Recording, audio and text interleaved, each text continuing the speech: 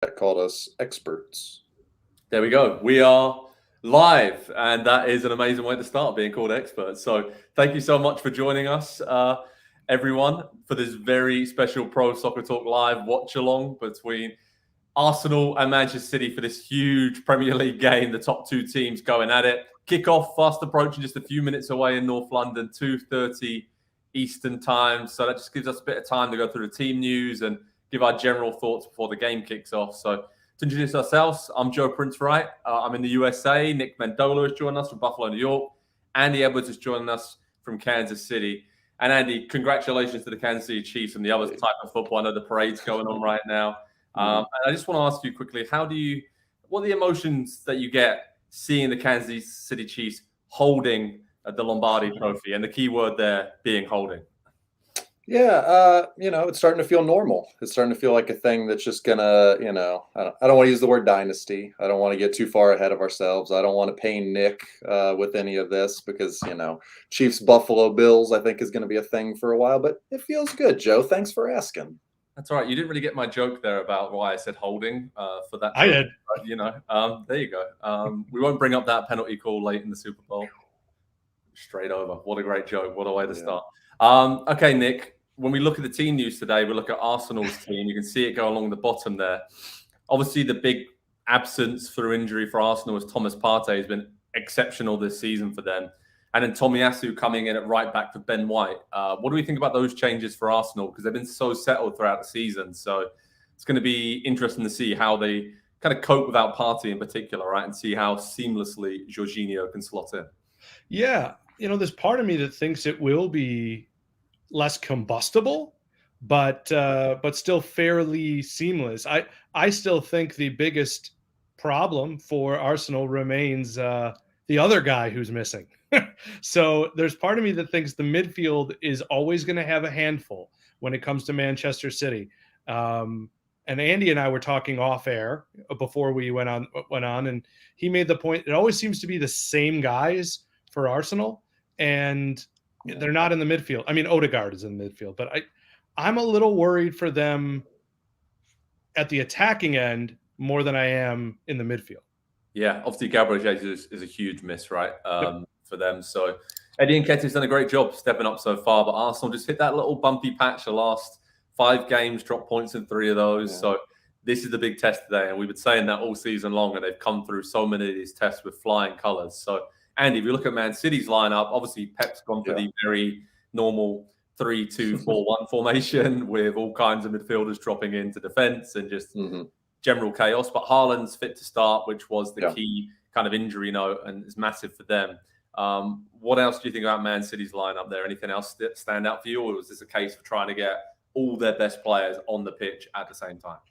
Yeah, 3-2-4-1, not the most conventional formation that you see every single day, but I do think it makes a lot of sense, though. You want to get numbers in the middle of the field. You want to clog it up just a little bit, because Arsenal, for as everything that Arsenal try to do, it always involves Odegaard, and just very, very similarly to the way that City have gone through De Bruyne over the years. And so I think you get an extra body in there, and I think that's necessary because of Haaland up top. But if you take the goals and put them aside, and I know it sounds ridiculous to say take 25 goals and ignore that, but I do think it has had a bit of a knock-on effect on how Manchester City defend this year, and not having a false 9, which essentially without the ball becomes an extra midfielder in there to make you a little bit more difficult to play through, I think is where a lot of their struggles defensively have come from this season. And so I think maybe this is just Pep's way for potentially just this game, or potentially maybe for the rest of the season if he stumbles onto something, to kind of combat that and offset it a little bit and make them a little bit more stable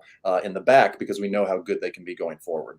Absolutely. And get your score predictions coming in, by the way, throughout this watch along. Just send us your questions as the game goes along, and we'll give our analysis and insight onto what's happening on the pitch. You can see a lot of score predictions coming up here. Arsenal 1, Man City 0. We've had a few others there predicting similar score lines. And let us know, there you go, where you're watching from. Let us know in the comments whereabouts in the world you are watching from. Humberto, our brilliant producer, is leading us with this watch along. And Nick, Andy, and I, as the game is about to kick off, we will talk you through everything that's happening. So wherever you are in the world, thank you so much for joining us. And if you're in the USA, a reminder, you can pull up a stream on Peacock. That's where you can watch this massive game between Arsenal and Man City, which I'm delighted to say is now underway at the Emirates Stadium. So let's come to you guys for your predictions. We're in the early stages here. Nick, score-wise, what are you going with, mate? Whatever happens, Norway wins. No, I am going to say, I'm feeling very Man City today, and I don't know why. It's just a vibe. I also think boldly that the Premier League title can be lost today by one of these teams. Whoa. Andy, you agree with that? Yeah, I do. It feels like it's way too early in the season for the title to be decided, and especially at the expense of Manchester City. How can Manchester City be beaten this early in the season by anybody else? And the experience, the fact that they just played a couple weeks ago in the FA Cup, the mental edge I think that still gives to Manchester City, because Arsenal still have not done it. They have not beat this Manchester City team. And so while they might believe they can do it, they don't know it as absolute fact that they can. Yeah, and everyone can see in the comments section there, we've got a little link there for NBC Sports. They popped that in there. So click on that link. You can watch the game along with us, have the game up muted in one screen and have us on the other, of course, and we'll answer your questions direct. As Arsenal come on the attack early in the game, surging towards the goal. Ball comes out wide to Nketiah. Good block by Ruben Diaz, and Xhaka smashes it over the bar. So some decent play early on from Arsenal. And I think we're going to see a lot of that during this game. Okay, we've got some people watching from all across the world. We've got Edmonton in the house. We've got others from elsewhere. So keep them coming in and let us know where you're watching from. Lads, I've got a few questions when it comes to key battles in this game. And Nick, we said about it before, Arsenal perhaps a little weak up top. They kind of slowed down a little bit the amount of goals they're scoring in recent weeks. Are we worried about them in that area today, or do you think City's defense that's been a weak point for them, but they seem to have figured that out, especially with Ruben Diaz coming back? So is that where this game is going to be won and lost today? Yeah, listen, I think it feels a little bit like Arsenal becomes, with all due respects to Leandro Trossard, when Gabby Jesus is out, they kind of become Brighton. Really stylish football, solid. You expect the chances are going to be produced, but who is going to finish? And they have finishers, don't get me wrong, but they don't have that guy. I mean, I'd have to look at the numbers because I know he tailed off a little bit before he was hurt, but at a certain point, Jesus looked like someone who's in the discussion to be amongst the league leaders in both goals and assists.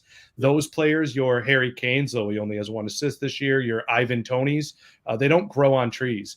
And so I will worry in every game Arsenal is in until their top center forward is back.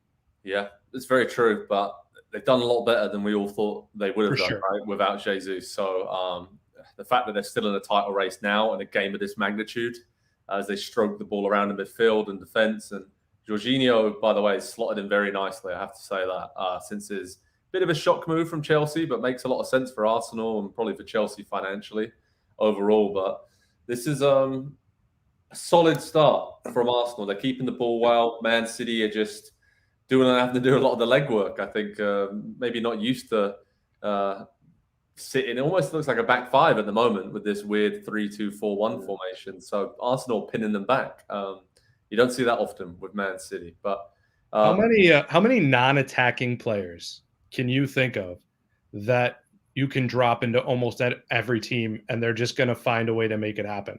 They're going to find a way to become comfortable, and maybe they won't be at their best. But with Jorginho, I just get that feeling. Pick a team in the world in any league and you put him in there and be like, do a job. He's going to do it.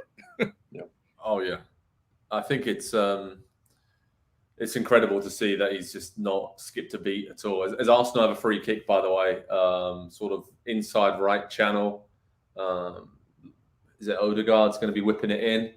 About 35 yards out, shall we say. They're just lining it up, and Odegaard's wand of a left foot is going to be whipping us into the danger area. And Arsenal have had some success this season from these kind of situations, especially maybe second ball knockdowns, finishing them off from set pieces. So close up on Edison, he looked a little bit concerned there with this ball coming in. But Man City are playing a really high line, lined up well outside the D on the edge of their own box. And there's about 9 Arsenal players in there. Odegaard clipped it over, gave him the big build-up, cleared. It's come back out to Martinelli. Odegaard's going to whip it in with his left peg again towards the back stick. and it goes out for a Man City throw-in very harmlessly. So not great from Arsenal there from that set-piece situation. But Andy, I want to ask you about Haaland in terms of his importance to Man City. Obviously, the big news is that he's starting today. I haven't seen much of him so far, but is he sort of the X factor between these two teams? I think we said that before, right? He's going to be the difference in this title race. Yeah, he is, because he's got the name recognition, he's got the goals and everything. But I do think there is an element of, and we knew this was going to happen. He has forced them into a different way of playing this season by his arrival. It's no longer the false nine. It's no longer all about the possession. It's no longer about just being defensively solid first. This is an imbalanced Manchester City team. It's an imbalanced Pep Guardiola team, which think back to his entire career as manager at the top level, Barcelona, Bayern Munich, and Manchester City. We've never seen that. And so this is a very unique first-time challenge for Pep to kind of work that out. And so watching as this game gets started, the 3-2-4-1, how it's working, it's giving Arsenal the ball in the middle third of the field, allowing them into the final third. But once they get there, they are much more solid. They've got numbers in front of the ball in ways that they haven't had for large parts of the season. And I think, again, that's just been where a lot of their struggles have been, not having the same defensive rotations that they have in the past that they've gotten so good at, so solid with, because for all the goals they've scored over the years, giving up under 30 goals in a season is just a normal thing for Manchester City. Absolutely. I think as we were talking about Haaland there, I just saw him bulldoze Gabriel and Xhaka to the floor as Jack Grealish comes in towards goal, slots it wide, and good last-ditch defending there from Granit Xhaka to put it out for a corner. But Haaland before that just basically knocked over two Arsenal players, two of the more physical players, like he wasn't even trying. So he's definitely put himself about there in wide areas and maybe not in those central areas. And we saw him set up a goal, Ilkay Gundogan against Villa at the weekend. And we don't usually see that from him as assisting ability. So Haaland's shown a few different signs to his game. And this game now is getting interesting as Kevin De Bruyne looks set to whip in the corner, takes a short one to Mahrez. Mahrez goes out to Gundogan. Gundogan clips it in. There's a block on the edge of the box, comes back out to Kyle Walker. City recycle it to the left side with Bernardo Silva and Jack Grealish. And now Grealish looks to take on Zinchenko. It looks like he's out there, totally on the wrong side of the pitch for him. And City are keeping the ball now, building again, being very patient. I think we're going to see this a lot during this game, right, Nick? Because these two teams, these two managers, they know each other so well inside out, the tactical side of things. So almost a bit of a chance of a stalemate here, right? Yeah, there is certainly an air of when you take the same two teams in FIFA, like you and your friend play as the same team against each other, and you're going to use the same sort of philosophy. I had this thought the other day that I loved, and this is a little bit tangential, Joe, but there was the picture of Pedri and Gavi wearing the 8 and the 6, like Xavi and Iniesta, and it makes you kind of, obviously that's very presumptuous, but I do love when you see a sort of disciple like Arteta take the reins of a team and implement his own wrinkle on the same thing. And that's why both these teams, for me, are as fun to watch as anyone. Yeah, really fun to watch. And this is a really good tempo, this game right now, and kind of ebbing and flowing quite nicely. And you can see those similarities on the pitch, right, Andy? Yeah, let me throw you guys a question.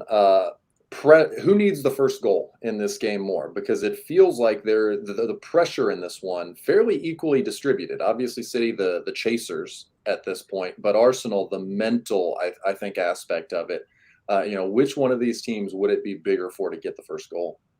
I'd go with Arsenal. I'm pretty Same. sure. I think City, the longer it's 0-0, they'd back themselves to get a couple of late goals and step on the accelerator late on. And like you said, they're the chasers, not only in certain games, but in months at a time, right? They're quite comfortable with chasing and hunting down teams like they have to win the Premier League title in recent years. So, yeah, I think the first goal is key for Arsenal, right, Nick? Just to give them that belief that, all right, we fully belong in this situation here right now.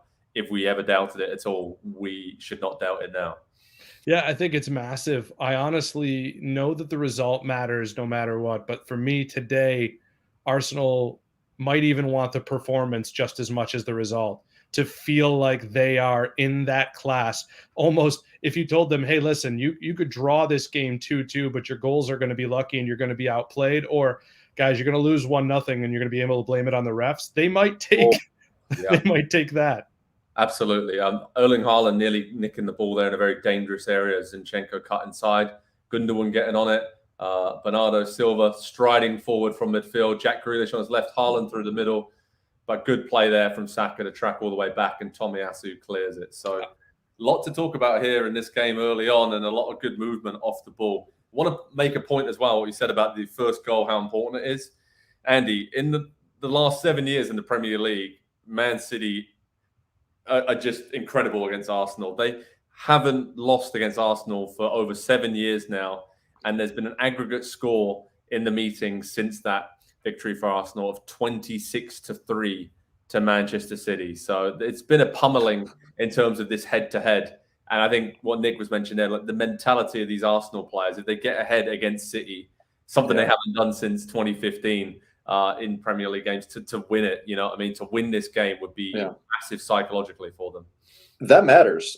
You can take like really long-term historical stats and apply them to games or matchups that don't matter. How many of those players are actually still here? None of them. There's a lot of these players from those 7 years right there, Joe, are players that, especially for Manchester City, have been there the majority of the time. And so, the Arsenal team is so young, and sometimes you hear, well, they're too young and too naive to know what they don't know, and so that almost gives you a fearlessness. Trying to cut you off, Andy. Eddie Nketiah blocked by Diaz after a lovely interception and pass by Jorginho. But carry on. Yeah, but that makes the point exactly right there that I was talking about with Arsenal is they are not playing scared right now. They are very quickly playing and getting upfield and looking to put Manchester City under pressure as much as they can, as often as they can. Jorginho going wide to Tomiyasu. Saka's in support. Bad giveaway there by Tomiyasu. Maybe seeing there, he hasn't been playing as much with Saka this season. Ben White's usually at right back. So have such a good understanding, the two English players down the right side. So Tomiyasu there, a little bit of a giveaway, but Arsenal have it back already, and Tomiyasu's on the ball. I want to say as well, another couple of points on this Man City dominance. 10 straight wins against Arsenal in the Premier League, unbeaten in 13. So just absolutely crazy. The ball's out to the left flank. Xhaka whips it in. All brave header away there by Nathan Ake. And it's a free kick to Man City. I think Nketiah it was, who caught him on top of the head with his boots. But good diving header clearance there from Nathan Ake, who I think has had a really good season, especially after the World Cup as well, where he played so well for the Netherlands. Guys, we don't get to see this a lot. So let's see if Arsenal, I mean, they'll have moments of possession, sure. I have been struck early, and I'm going to seem like a little bit of a City and a Pep fanboy, and sometimes I am. The shape that City's defense, a whole unit, is taking out of possession, because we really don't get to see that a lot, right? Because teams are countering against them more often, is almost immaculate. And I've been so impressed by the growth of Ake this year, in the sense that we always saw him in flashes, whether at Chelsea or that exceptional loan stint he had for the Cherries. But this looks like a fully formed player who's very comfortable in the system. And it says something. I love Laporte, and he's starting over him in a huge game with Stones out. Absolutely. Ball in behind. Erling Haaland's trying to latch onto it. He's got onto it down the right-hand side, but can't flick it inside to De Bruyne. And William Saliba did really well there to recover and make up that ground. You know what I like tactically about Man City here is Rodri, when they need him to, he's just kind of slotting in as that second centre-back, and then Kyle Walker is going out to his usual position as being the right-back. So it almost becomes a 4-1-4-1 when City need it to, and it's really solid to break down. So, yeah, it's... There's Silva again, too. Look at him back there. Yeah, exactly. So, yeah, it's one of Rodri, one of Silva, and... again, genius. Sometimes Pep Guardiola, we all say, he can overthink things, but I think in this regard, it looks like he's, after a few dodgy results over the last month or so, this is working, right, Andy? I mean, this is what are the odds we see Haaland at center back by the end of this game? If they get a lead and they're holding on late and it's long balls over Pep is, and credit to him, the narrative is, he tinkers too much, he tries to be too cute, he tries to be too smart for his own good, but he is willing to try absolutely anything, and he will come up with ideas and give them a run out that most other managers in the entire world would never ever consider, would never trust, and I think that it's not the reason for the success he's had as a manager, but it is a reason. He is not limited by his own ideas or his own thinking and the way that he has done things in the past, always looking for something new. Absolutely. And I like watching the way that these managers clearly learn from each other and how much football they watch in their downtime, because we've seen, I don't know who did it first. I don't know if it was Klopp. And I mean, people have tried things over the years, but defensive midfielders kind of dropping into that space and becoming such a key part of the system as an extra defender, that versatility. I love knowing whether it's Bielsa, as City getting a break now, they're copying each other and trying to make it better, and it's an art form. Yeah, Mahrez cutting in from the right on his left foot. He's looking to Gundogan on the edge of the box. Haaland's back stick. Great ball in. Haaland, shot across goal. More of a pullback, really, in the end. It was a tight angle for him. No one was coming in at the back post to finish it off. But this is the kind of opportunity that Man City are looking for in and around the box with Grealish and Mahrez on the ball. Good ball from Mahrez to the back post. And Haaland, I don't think he could have had a shot there, could he, Andy? I mean, it was pretty tight, and I think that was generated, and the whole part of that move was to someone else like Gundogan did against Villa to be coming in at the back stick and finishing it off. So close one for Man City there. Yeah, Arsenal have been too good defensively to get beaten by one ball into the penalty area. And so it is going to take something with a follow-up or a really clever play like that, with Haaland playing the ball back across the face of goal. You need, obviously, somebody crashing there at the far post when that ball comes across there. This is interesting here. Aaron Ramsdale on the ground holding his foot. I mean, that has been such a position of stability for this team this season, that they can rely on him to be so consistent, and to never let his form or quality drop, it has seemed. So potentially a big moment in this game.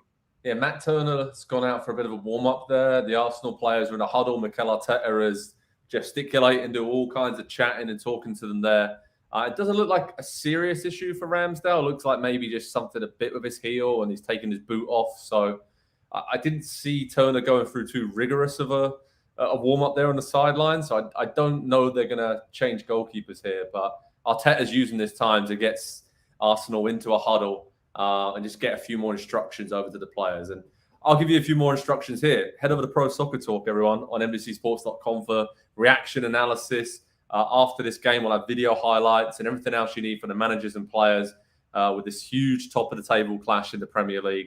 And, of course, all the latest Premier League news, Champions League, and everything else you need. PST, the three lads on the screen, we all keep you covered all season, all summer, all year long, with everything that you need from around the football world. Okay, Ramsdale's got his gloves back on, got his boots back on. Looks like he's going to be okay. So, scare over there for Arsenal. And let us know. Got to be. Sorry, I was going to say Pep's got to be furious to not have someone at the back post there.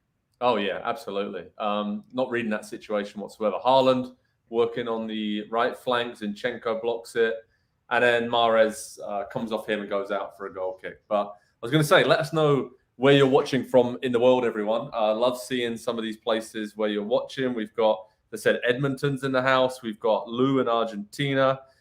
We've got Uganda in East Africa. Thanks so much for joining us. Abstinina in Texas, USA.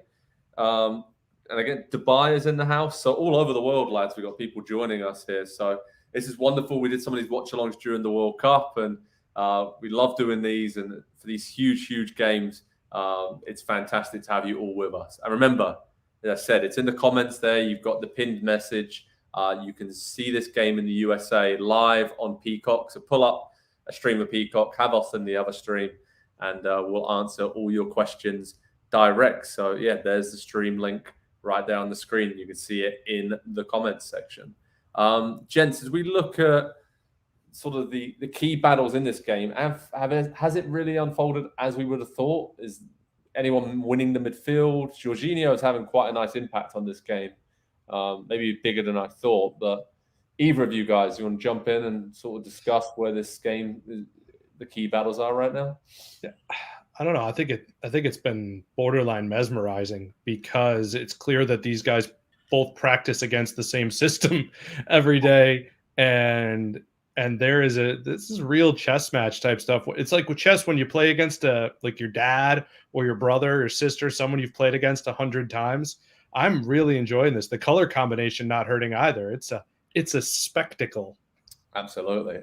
Everything feels like it's set up, Andy, for Arsenal to be legit title contenders for the next few years as well. So this is almost the the first in a long series of very meaningful games between these two teams. Is that how you feel?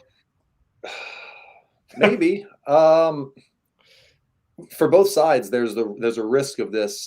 So for City, it's a much older squad.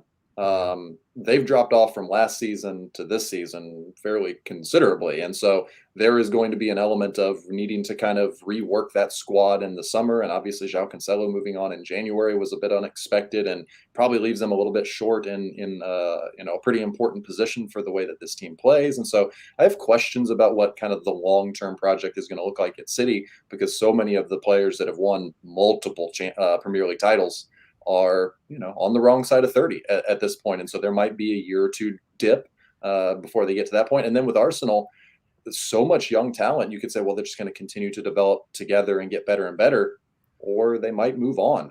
Real Madrid or Barcelona, if they ever get their finances corrected, could come in for any one of these young, brilliant players, and suddenly everything changes for Arsenal. So it's a great time for the Premier League. Obviously, the money that's being spent in the league and the amount of talent that is here, it just makes it so hard to predict 2 months down the road, let alone 2 years.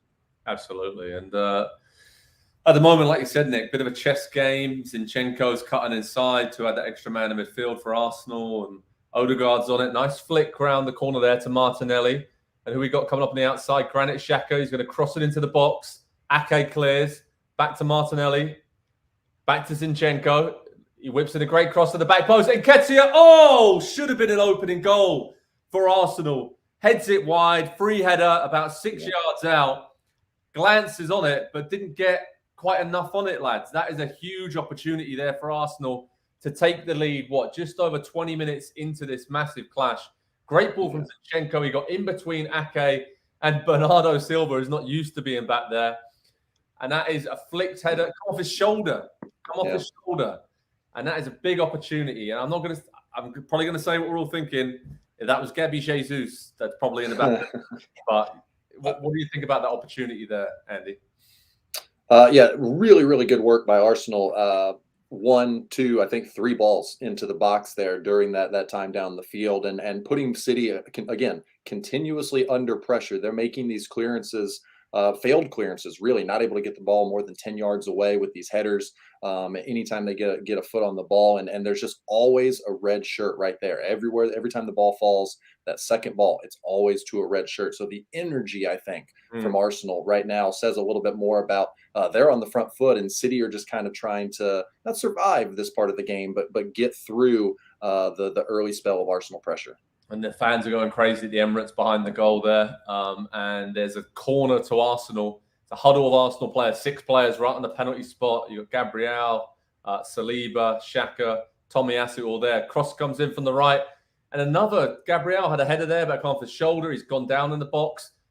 Man City kind of leave it, deflected, and Ederson finally has the ball under control. So, Nick, would you say that Arsenal would be the much happier team with the way this game has gone so far, because they've kind of limited City to any attacks apart from that one chance for Haaland at the back stick, and they came so close to scoring themselves? So Arteta's got to be pretty delighted with the opening 25 minutes of this. Yeah. I don't know that anyone is anything other than still a bundle of nerves. Who's more happy? You're right. I would think Arsenal's more happy, mostly because I know Pep is still probably lamenting the fact that he got into the 6 and there was no one there to tap in. Short back pass. Go!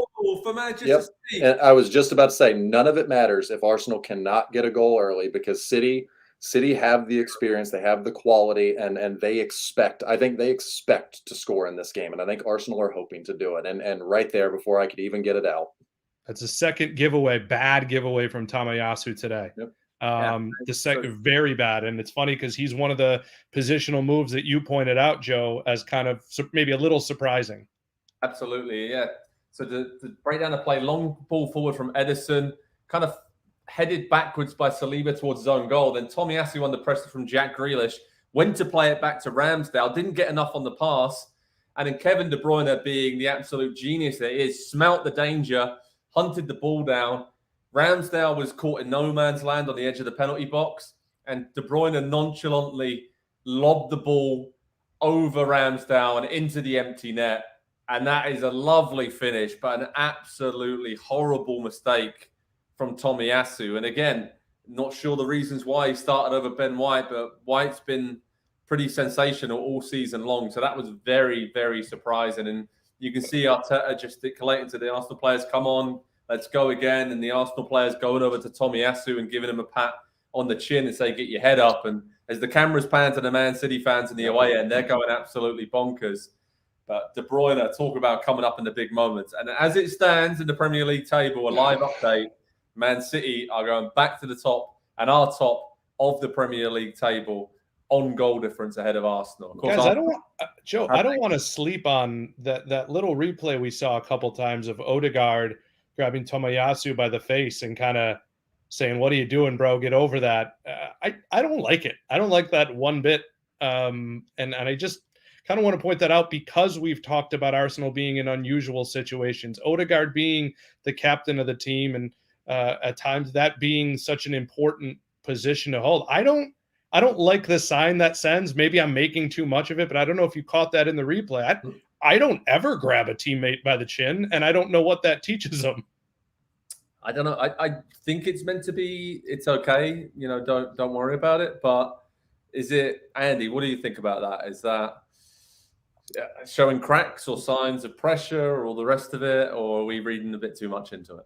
No, I agree. It is the first real moment of adversity that Arsenal have faced this season. It's been a charmed life from the start of the Premier League season up until now, and you know, for all the talk about how good and this young squad is, they've not been there. They've not been in those moments. I know Odegaard maybe a little bit, through his career, he's been on some big-ish stages, but probably not this. And Tomiyasu, obviously not either. And so I think we're going to find out a lot about who Arsenal really are today, whether they win or lose, for better or for worse. This is going to be a learning experience for them, no doubt about it.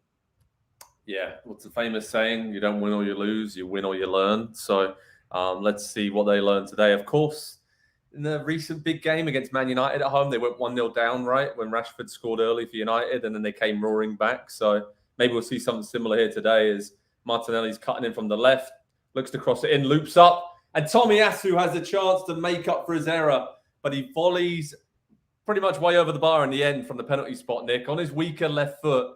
But that's a chance, and Arsenal getting some opportunities down their left flank, whipping in crosses, and maybe that's because Mahrez is having to do a lot more tracking back than he usually does out there. But big chance for Arsenal there, Nick, but they're not making the most of these. Yeah, these chances I think will continue to come. This is not, as you mentioned, the City at its best, which, to be fair, early in the season, it looked like we could see a season of City at its best. So I don't want to be that guy, but the chances will continue to come. And I hope you're right. You brought up that Man United game. 3-2 was the final, right? Maybe the most entertaining game. I'm sorry, one of the most entertaining games of the year for sure. So I hope we see a little bit more of that. The thing I've noticed today, and they had almost nothing to do with that goal, is the difference in this Arsenal and most Arsenals is the center backs look very comfortable despite the Haaland challenge. They look very well drilled. Yeah. They look very instructed on where to be. And whatever it's taken for Saliba, I know he had to go on loan to France, and Gabriel had his growing pains, but they look good. Oh, they're in. Arsenal, Saka. Ake's down. Oh, Ake did brilliantly to block that there. Ake robotic. Oh, well, that's a miss there from Saka. He's got that when that ball runs to him, he's got to get that shot off. Maybe not first time. Maybe he's got time for he's probably slightly offside, leaning off anyway. Yeah. But he's got to get that shot away quicker, and that's just a moment, a split second, a millisecond of indecision right there from a young player. And I'm not trying to harp on this point, but having not been there in that moment with something like that on your shoulders, it's it needs to be mentioned. Yeah. The worst thing that can happen to this game, maybe period, would be if City gets a second before the break, because it's over. Yeah, and I think City are set up incredibly well to defend a lead now because of what we talked about coming into the game. Kind of four central midfielders in there that can drop into the back line, that can push on forward and play just underneath Haaland. They're so versatile in that part of the field, and that's always been a hallmark of Pep's teams. Players that can do multiple different jobs all over the field. So it feels like Arsenal are really going to have their work cut out to not even create chances the rest of the game, but they're going to have to force and almost manufacture chances against a City team that is settling in pretty nicely now. Joe, question for you is, and I think it's pretty straightforward here. Man City, having gone through everything that they've gone through over the past few years, no matter whether they're at their best or not, I can't help but think that your question earlier about the first goal is feeling very prescient right now. It's feeling very much like I feel like we're watching an entirely different game, because the challenge here isn't, does Arsenal make a sub? Does Arsenal change its system? No, the challenge is, can Arsenal stay calm enough to keep executing the way they were for the first half hour? Because really they were fine. And then one mistake happens, and now Saka's maybe thinking a little bit more. The cross coming in from the left, you're thinking, oh, it's got to be perfect when I send it in. This 15 minutes is going to be about mentality and calm. Yeah, absolutely. And you're right. It's before that De Bruyne goal that took us by surprise, right? We were talking about how well Arsenal settled, how Arteta will be much happier, how they're creating chances, and Nketiah put that, well, it wasn't a header, he shouldered it, but he should have headed it in the back of the net, and that was a big opportunity. But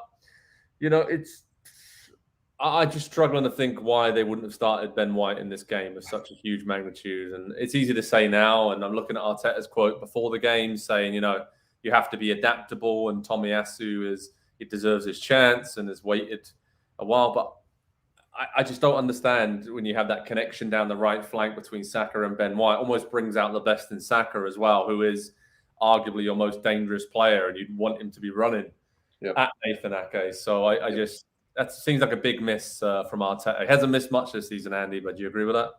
No, I completely agree with it. And it's not even, deficiencies for Tomiyasu. It's not that he's not good enough, but it is, one, it's the partnership with White and Saka over there, but it allows Saka to truly be Saka going forward. He doesn't have the same defensive responsibility with a fullback who's not going to overlap, who's not going to make those runs into the final third the way that Ben White doesn't do, and that Tomiyasu always looks to do. And so, and Pep is smart enough to see this and to know, okay, left side on the counter, there's going to be space there for us in this game. And that where have they targeted so far early in this game? Where did the goal come from early in this game? It's just, it's kind of playing out exactly how we talked about that it might before the game got started.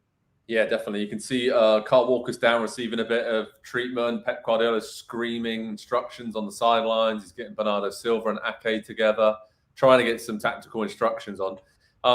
Send us your predictions, everyone, in the comments. Lovely to hear from you, as always, throughout this game. But let us know how you think this game is going to unfold. We've got a few. Atire Blessing there says 1-1 full time. Riley says 2-1 to City. With Haaland scoring. So, wait and see for that. Lorenzo Brown thinks it's going to be 2-0 at half-time to Man City. It's kind of going towards that now a little bit. Arsenal is still doing okay, but you just get the feeling City now are very confident. This game, the fact they're 1-0 up in this situation suits them very, very well. Got a comment about Oasis there. We all have Oasis, right, Nick? So I do, yes. Yeah, absolutely epic. What other comments we got coming in here? This is a good one from Chris. I hope Arsenal puts in Leandro Trossard. Is that a natural sub for half-time, do we think, gents? I mean, where would he come in, do you think? I don't know. We haven't mentioned Martinelli. That's the only thing I can think, but too much. You have someone else, you want to play somebody as a false nine maybe and take Nketiah out. I don't think it's personnel change time unless you think the team is really suffering in confidence. Do you take out a holding midfielder? Do you take out one of Jorginho or Xhaka and bring on Trossard? And if you want to lose by 6, final 10 or 15 minutes, sure. Last half an hour, I'd say max. I think this is the game. Right, Arsenal need to win it more than Man City. I would say. I know Arsenal are ahead, but really, I don't know. Yeah, I think so. I think for confidence and to give them belief in the second half of the season. I don't think a point I don't think Arsenal should be happy with a point. If you're going to win the title and actually do it, not only keeping yourself ahead of Man City, but given that doubt to Man City as well, that you've gone head-to-head with them and beaten them, I think it's bigger for Arsenal than it is for Man City. But I think they would snatch your arm off right now if you gave them the point. Oh, Absolutely. yeah, of course. I know they're down 1, but I'm saying before the game, I wanted to say this, but I didn't want to be that. Yeah. We're trying to entertain people here. I would have told you before the game that both teams would have taken a point. I really think Man City would be happy to stay within 3 points, and Arsenal would say, "Oh, we drew the champs at home. Let's play the rest of the season." Now I'm thinking Man City, Pep Guardiola. I would pay.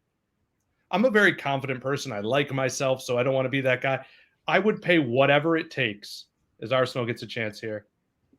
I would pay whatever it takes to have the self-confidence in tactics that Pep clearly had in speaking with Ake and Gundogan a minute ago to try and organize them. And, I know exactly what's going wrong. Oh, look at him. Look at this man. He's nuts. Again, belting out the instructions on the sideline. Salvador Dali. Absolutely brilliant. An artist. He is. And right now we've got a yellow card. What we got for time wasting for Edison. So, yeah, not happy with that. It's a bit early for time wasting, right? There's still 10 minutes before half time, but that's maybe the feeling that they have right now. Okay. This game's got some juice, guys. I'm feeling the energy now. Oh yeah. Andy, what are your thoughts right now as we head just before half time?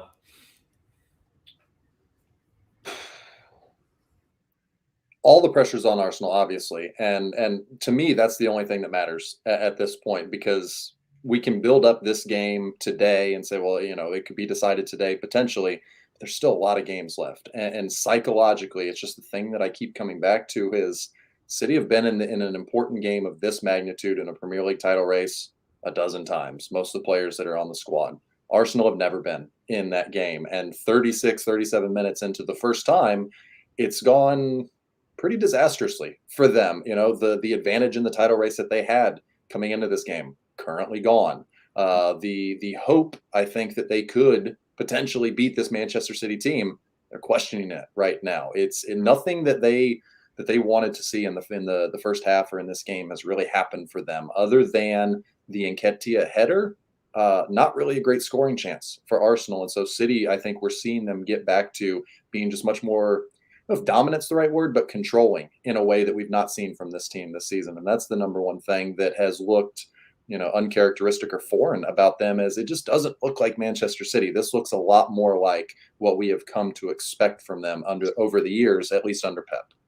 Yeah, kind of clicking into that mid-season form whenever they get into this position within touching distance of the title and the top spot. Every season, it seems like as soon as we get around to February, March time, they just hit a new stride, click up a few more gears, and this has got the feel to it right now, this one. Got some good comments coming in from Bazaar saying, I believe in you, Arsenal. Come on, you Gunners. Start says Arsenal fluffed their lines again. Bazaar said we should have started Trossard over Martinelli. And then Chris has got another comment. There's a clamour in here for Trossard to come in. And Chris saying Trossard attracts a lot of defenders, so he'll be a great influence in scoring. A lot of Man City love as well. Delano there with plenty of blue hearts. And this is getting really intriguing now. Trossard's very good. I just think that's, pardon the expression, but I think that's new toy talk coming from the fans. There's a guy who hasn't really let you down yet, who came off the bench and scored in a recent game, and there's a feeling like he's going to do it for us. I still don't think the move yet is to substitute, and I don't think it necessarily will be unless Arteta gets to the break and feels terrible about the mood in the room. Yeah, Trossard's still got that new car smell right now, and just wait until that gasket blows further down the line, and then see what happens. Okay, Nketiah off the line. Oh, has it gone in? I don't think so. Penalty kick. Did. Or has it gone in? No, what's he giving here? I think he's giving a penalty kick. I think he did give a penalty. Nketiah thought the ball had gone over the line. So what happened? The ball got chipped in over the top. And maybe the slide got a hand. That's possible. Looked to he beat Edison. Flicked it by him. and the ball was going in, but Is it for the way that Ederson ran into him? Because it Yeah. looks like the ball comes off Nketiah's hand there almost as well. I don't think it come off his hand. I think it was Ederson clattering into Nketiah. When Yeah. you look at the replay there, I don't have a problem with that call. He definitely took him out. Tried to stop, but He tried to stop. Did he get a piece of the ball, though? I hate that call. I mean, I hate that call. did he get? Yeah, but because if a penalty should be given for taking away a scoring chance, denying that, and it feels like with the shot having already been taken and well gone, well on its way to the goal, that I don't know about that. There's got to be something very deep in the rule book of what constitutes a foul inside the penalty area, what is a penalty kick, and all of that has probably been changed a number of times in recent years. It's a very interesting What's he supposed situation to right do? now. That's my question. Yeah. What is he supposed to do? If he gets a piece of that ball, we say great save. Yeah, but he's committed to it, and he's kind of. Nketiah got there first, right? So he got to the ball first. So it's kind of the risk you take when you rush out like that. I don't have a problem with it. I like it for the game. Jorginho, I thought would take the penalty, but I guess not. Saka's stepping up to take it, but wow. This is a huge moment here. 5 minutes before halftime, penalty kick to Arsenal. Bukayo Saka stepping up against Ederson, who gave it away for that foul on Eddie Nketiah. Everyone at the Emirates, every Arsenal Man City fan around the world holding their breath. Ederson's pointing to his right, trying to put Saka off. He's going over that way. There's no way he's going that way. There's a lot of gamesmanship. A lot of gamesmanship here. Let's see. Saka's stepping up. He's going right. He steps up to take the penalty. Oh, the referee's coming now and looking at where the ball is. This is a long delay here. Okay, finally, Bukayo Saka stepping up to take a penalty kick. A little shuffle. And he does put it that way. He puts it to the bottom corner that Ederson was pointing towards his right. The Emirates goes bonkers. Saka is celebrating with his teammates in the corner. The Arsenal fans. David Wagner is so excited. Oh, and unbelievable celebrations there. Arsenal fans there, some of them look like they're nearly in tears. And Ederson, dived the wrong way. And honestly, probably feels about right. A 1-1 scoreline going into half-time. I don't think either team has dominated the play so far. Both have had a couple of big chances. And both have made the most of defensive errors and mistakes. So Pep Guardiola shaking his head. He obviously doesn't agree with that. We're just seeing a replay of the penalty kick. And lovely positioning from Saka. Yeah. Ederson went the wrong way. So how do you feel about this, lads? I'll go back to what I said before. It feels like that happens a lot. And where a shot is taken and then there's contact, goalkeeper and the player that takes a shot. And it feels like it's never called because the shot gets away, because the goal scoring opportunity still exists. And I don't know. It's an interesting call, and it sets a precedent that I don't think we really have in the game, because that's not commonly called. It feels like that's an every few games occurrence, and it's just not something that they call consistently. I can't say it enough. I want to see it again. I do.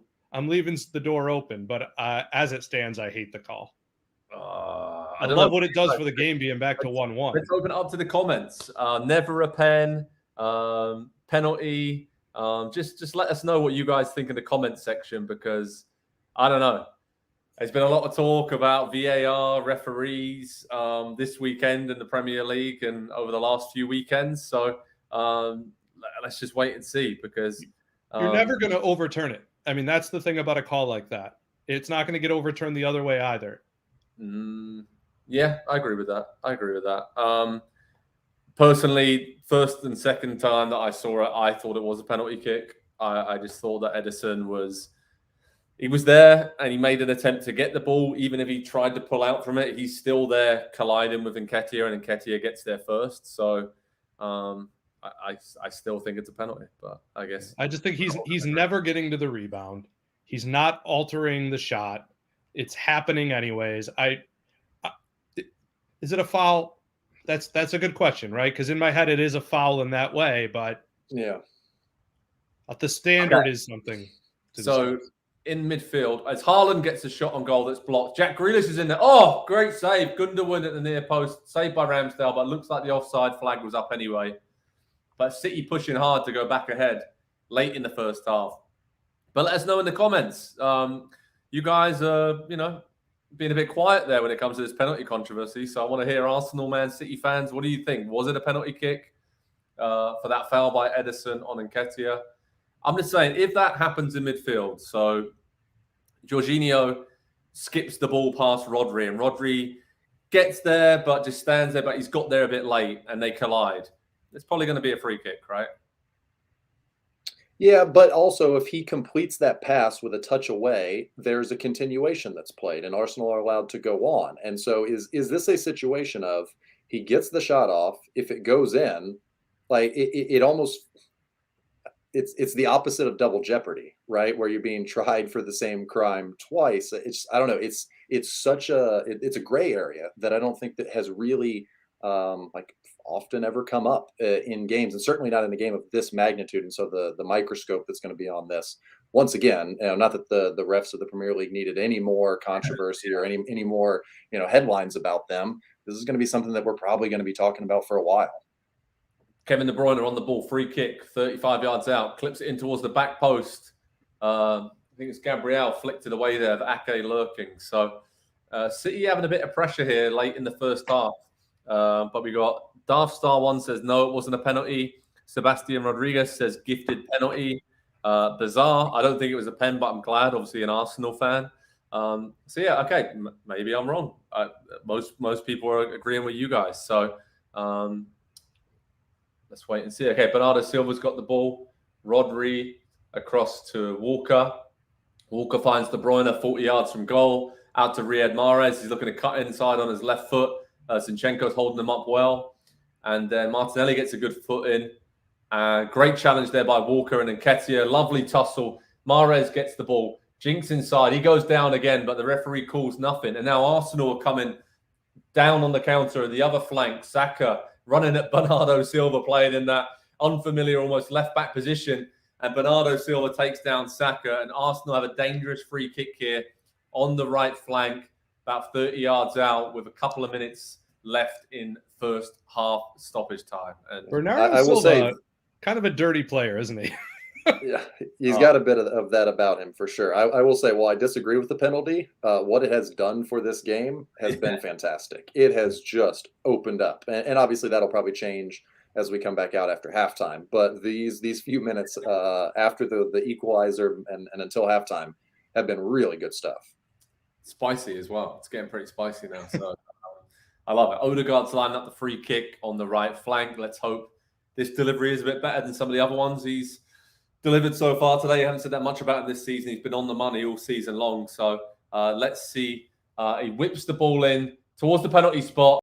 Ake clears it, comes out again to Martin Odegaard. Arsenal building up. Lovely ball down the right to Martinelli. He's going to cut it into Had to be offside. Overhit cross. And Walker clears it for Man City. Or gets it under control. Thinks about clearing it. Now the nice little pass to Rodri. And a big ball over the top to Haaland. Haaland, nearly a great long ball there. Kevin De Bruyne is now charging down Saliba, I think it is. And Saliba just has to put it out for a throw-in the end, Andy. But pretty direct there from Manchester City. Yeah, and it's something that they have the ability to do now with a player like Haaland up top. Sorry, into the box. No one else apart from Haaland is there and goes harmlessly out for an Arsenal goal kick. Go ahead, Andy. Yeah, they've got plenty of midfielders and defenders as well who can pick those balls out and can play them through. They're showing the penalty again here. I just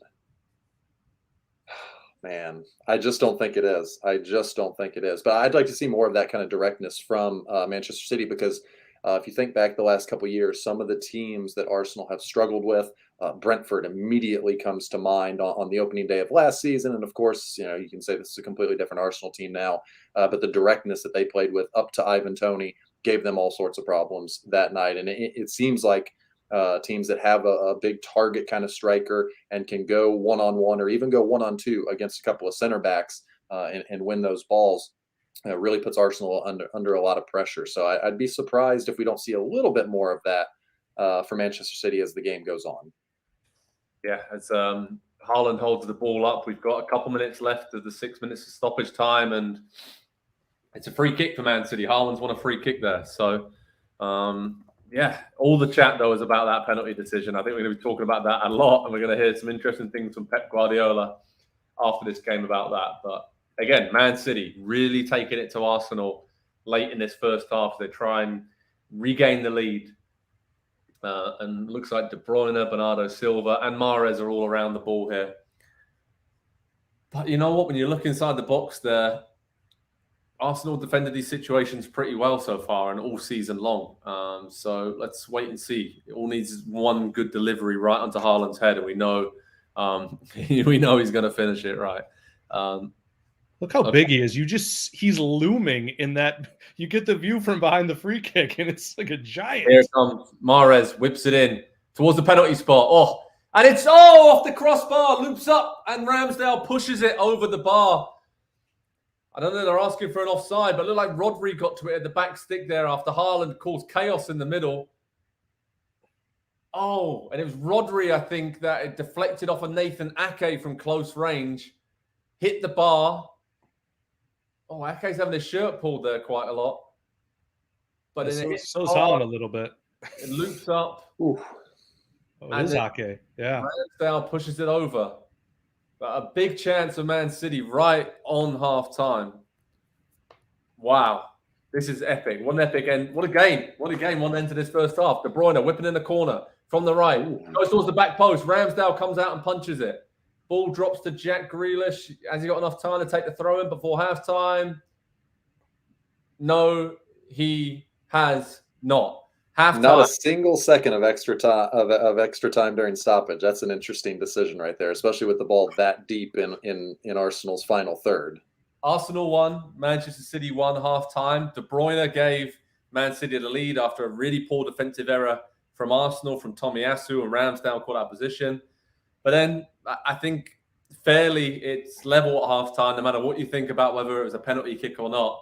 Bukayo Saka scoring 3 minutes before half-time with a penalty after Edison took out Nketiah. And we have a game on our hands, gentlemen. So, Nick, your thoughts on that first half? What was the overriding takeaway for you as these two top teams in the Premier League squared off? And they've delivered a lot of drama so far. Yeah, I mean, that's exactly what I'm feeling. Chaos. Not that the game itself was chaos, but even reading who's in charge, even reading the rule book at this point is clearly we're seeing with the with the difference of opinions here. You got a big mistake from Arsenal. You got in my opinion, a significant mistake that was irreversible because of the gray area from the referee, and that's why we're sitting here at 1-1. You know, the XG at this point is in Arsenal's favor. The shots are in Arsenal's favor, but it doesn't feel like that's what I just watched. So I don't know what to make of that half. Chaos, right, Andy? Just the way we like it. Yeah, no, that's a good job of summing it up there, Nick. Everything does kind of shade, statistically at least, towards Arsenal. But I think because we know who the teams are, because we know where they've been, because we know where they come from, I think we have a lens to look at this game through and say, City are just fine with this. And Arsenal have really been made to scrap to be at 1-1 at halftime in this game. For even though they've been maybe slightly the better team statistically, it feels like they're a bit fortunate to be going in at 1-1. And it does feel like if it's 1-0 at halftime, massive, massive advantage to City. So, we thought maybe the title race was starting to clear up just a little bit with that opening goal and City getting a little bit more comfortable as the game goes on. But, right back where we started. Absolutely. And send your questions in, everyone. Again, thanks so much for joining us. So remember, you can watch the game if you're in the USA on Peacock. The comment is there. In the comments, is the stream link. So you can watch, have one screen open to watch the game and then have us in the other. There it is, right on cue. You'll find that in the comments section there, the link, so you guys can watch the game, watch along with us, join us for this epic top-of-the-table Premier League clash, and send your comments in. Brian Clark, lovely comment there from Brian. Thanks, guys. He says, great reporting and commentary. Brian, we obviously totally 100% agree with that, so thanks for that, mate.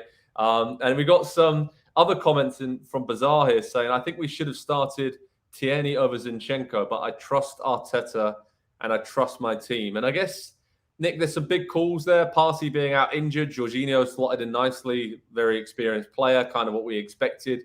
I think Zinchenko's been great. I think Zinchenko's been one of the stars of the half for Arsenal on the left side. There you go. But on the other side, we talked about Tomiyasu, Ben White. Do you think we'll see Ben White maybe coming on in the second half just to give Arsenal a bit more defensive solidity, or do you think they won't really change and waste a sub on that kind of sub?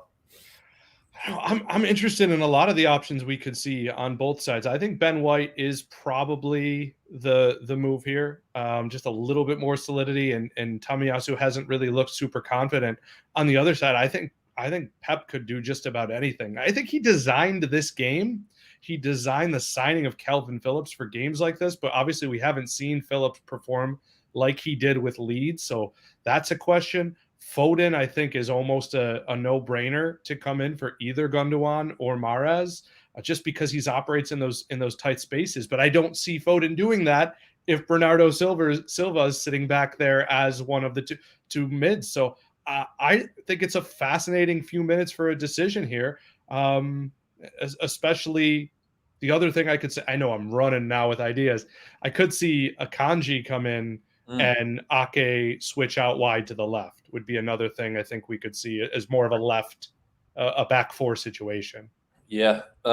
Andy, before I come to you with some questions, got a lot of predictions coming in from the comments here. So keep them coming in, guys. Lovely to see all these predictions. We have Rashid Razak there saying Arsenal 3, Man City 1. And maybe this does take a similar theme to that big comeback win at home against Man United, because they'll be confident. I think Arsenal quite happy that it's 1-1 at half time and they can kick on in the second half. Bubakush says Arsenal taking the W, City lost their chance. Well, that's interesting. Katunga Kalamwike says Man City will win definitely. And Yusuf Cherney's joining us, says, good evening, I'm in South Africa. Good evening to you, Yusuf. Thanks so much for joining us, mate. And Mercy Jonah says, half-time. It is half-time. It's 1-1. Arsenal 1, Man City 1. That Bukayo Saka penalty just before the break, cancelling out Kevin De Bruyne's lob after a poor defensive mistake from the Gunners. Bizarre there. I'm sure Tomiyasu is feeling upset, but you can't change the past. We will still take this. Yusuf says 3-1 to Man City. Courage is saying 2-1 to Man City. And Chris, Man City seems to have older players. That's very true. And I think maybe that experience, right? We talked about that earlier in the first half, Andy.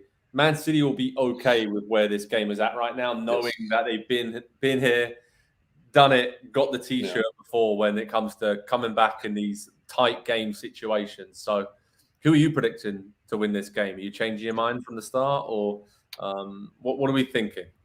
No, I think it still slightly leans towards City. I think you used the word happy or confident to describe how Arsenal feel at halftime. I think they probably feel relieved more than anything to have been like they were put through the ringer for 45 minutes there. You go a goal down midway through the first half to the two-time defending champions, the team that you have to.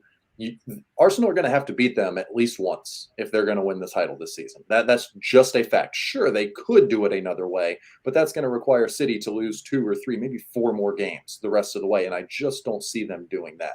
And so to go in at 1-1, I think Arsenal are relieved, and then they're going to realize, well, we got to go back out there for 45 more minutes, and we got to do that, at least that again, or better. And that, to me, is what makes this such an uphill battle for Arsenal, because they have been through it for 45 minutes now. City are like, okay, we're a little disappointed that we gave up an equalizer. You can disagree that it should have been an equalizer, which I think Nick and I still do. Well, Joe, are you coming around on that a little bit, maybe because what everybody else is saying? But City are fine with where they're at right now. And so to me, all of the personnel and the changes that are available in the second half, I think they all favor City as well. Yeah, Julio Lopez definitely thinks that. He's saying 3-1 to City. Samuel Troop says Arsenal's been the better side. Arita says, I hope City wins, otherwise the title race is already over.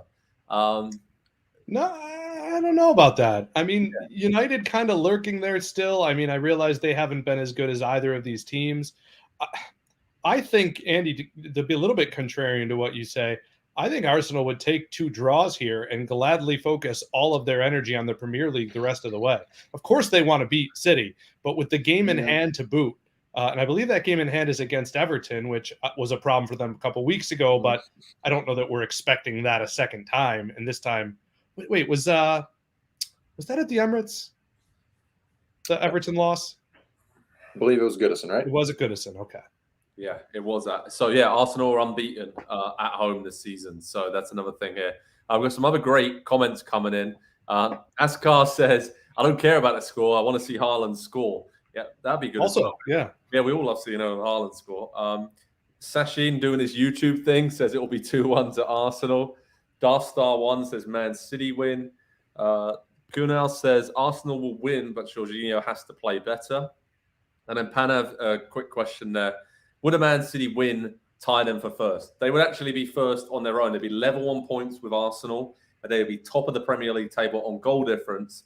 But Arsenal have a game in hand. So that's pretty key in this situation as well. Let's not forget. But there's a long way to go, not only for this game, but also for the season. So, Joe, seeing the penalty again, let me bring I'm going to keep gnawing away at you just so you can understand where I'm at here.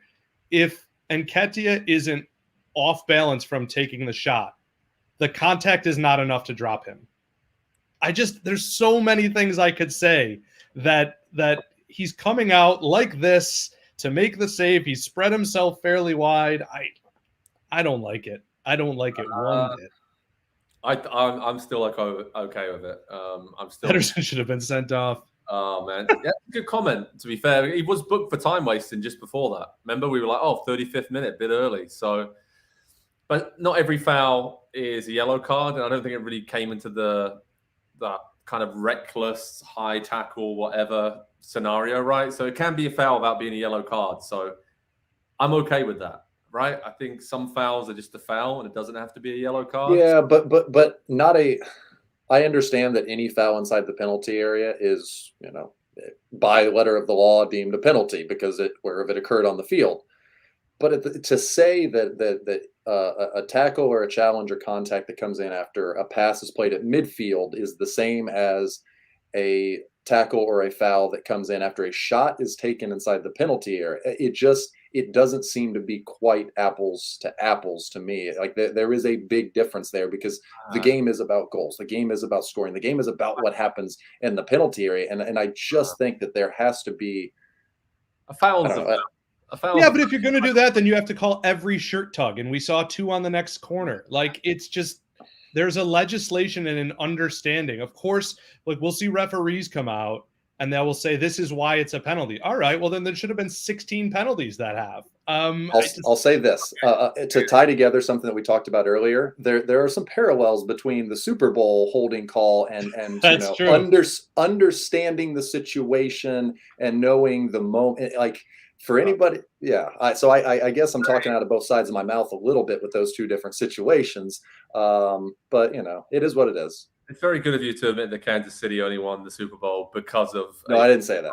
I didn't say that. I didn't say that. Did you just say Josh Allen's the superior quarterback? Oh, news just in. Weird. Okay. I'll take it. Edison puts himself in that position. Positioning is everything with a goalkeeper. Ask Ramsdale on that first goal. That is a good question.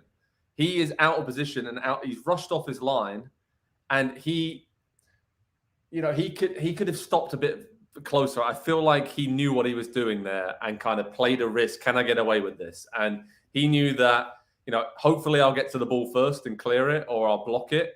But, there is a risk when he comes off his line in that manner.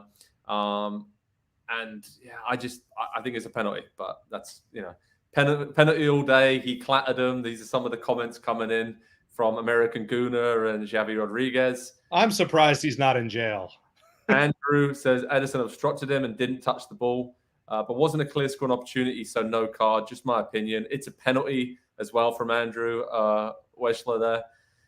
Phil Horn says terrible penalty call. So, it's divided opinion. That's fair to say. I'm logged in as Phil Horn. Yeah, I know. Oh, man. Okay.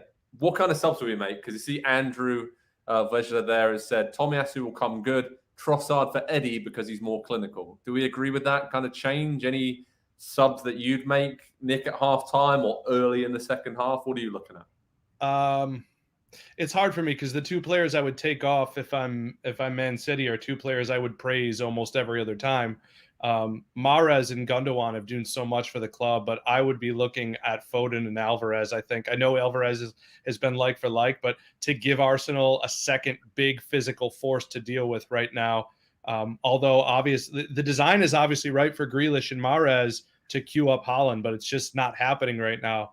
Grealish, I think, has looked lively, though. Would you agree with that? Done okay. I think it's been difficult for City to kind of sustain attacks throughout this game, and I'm wondering, is that down to formation? Do they bring on someone like Rico Lewis to play as an out-and-out right back? Maybe Ake to left back, Walker at centre back with Diaz, and then kind of just go back to a more normal formation for them. I don't know, Andy. What do you think? I agree with you, though, Nick. Alvarez, Foden, those players. I think I'd be shocked if they're not on the pitch by the 60-minute mark, right? Yeah, we're almost 2 years into Grealish at City now, and I just don't know that he fits. Think back to when he was at Villa and what did Jack Grealish do so well at Villa? He led counterattacks. He was the hub and central, the focal point that everything revolved around when that team would get out on the counter, whether it was dropping balls in behind, whether it was carrying the ball. These are just not things that he's asked to do at Manchester City. The reason that they paid $140 million for him, he's not allowed to do in this team because the team doesn't function that way. And so to me, it really is Phil Foden who needs to come into this game and needs to have an impact because he will operate in those much tighter spaces. I know Grealish is very technical and clever as a player. And so I think we think of him somewhat similarly to Phil Foden, completely different type of player. And so to me, it needs to be Foden. And Nick and I were having a little bit of a conversation before the game started. It feels like there is a Phil Foden, maybe not moment, but run of performances the second half of the season coming down the stretch because he was so good to start the year, got hurt right after the World Cup, has not gotten restarted after the World Cup. I could absolutely see him coming into this game and completely changing things with his directness. And that's something that I think City, aside from Haaland, really lack. Yeah. Joe, I'm a little surprised that we haven't seen more of Foden. I know Pep kind of rides his waves for a while, but him and Haaland look to have a really solid connection. I mean, they were the two stars of the early season. So that's why I think him for Gundogan and trying to create a connection with Haaland as well as Grealish, who we were just talking about. The other thing I would say is looking at City's bench and knowing that just Peroni, who they signed, he's not on the bench, but he's the only player not in there besides John Stones. And they're a little slim. Is it weird to say that? I don't know if their depth is – I mean, there are expensive players on the bench. I'm not saying that. But I think the depth is a little questionable. Zhao's out. I don't know. I worry about them in both their competitions here moving forward. Absolutely. Second half's just about to kick off in a minute, but I was smiling there. There's some great banter going in the comment section here, so we'll definitely point out a lot of those comments. But also great banter in the tunnel. It looked like between Haaland and Odegaard, the Norwegian teammates. They're having a nice little chuckle and a nice moment.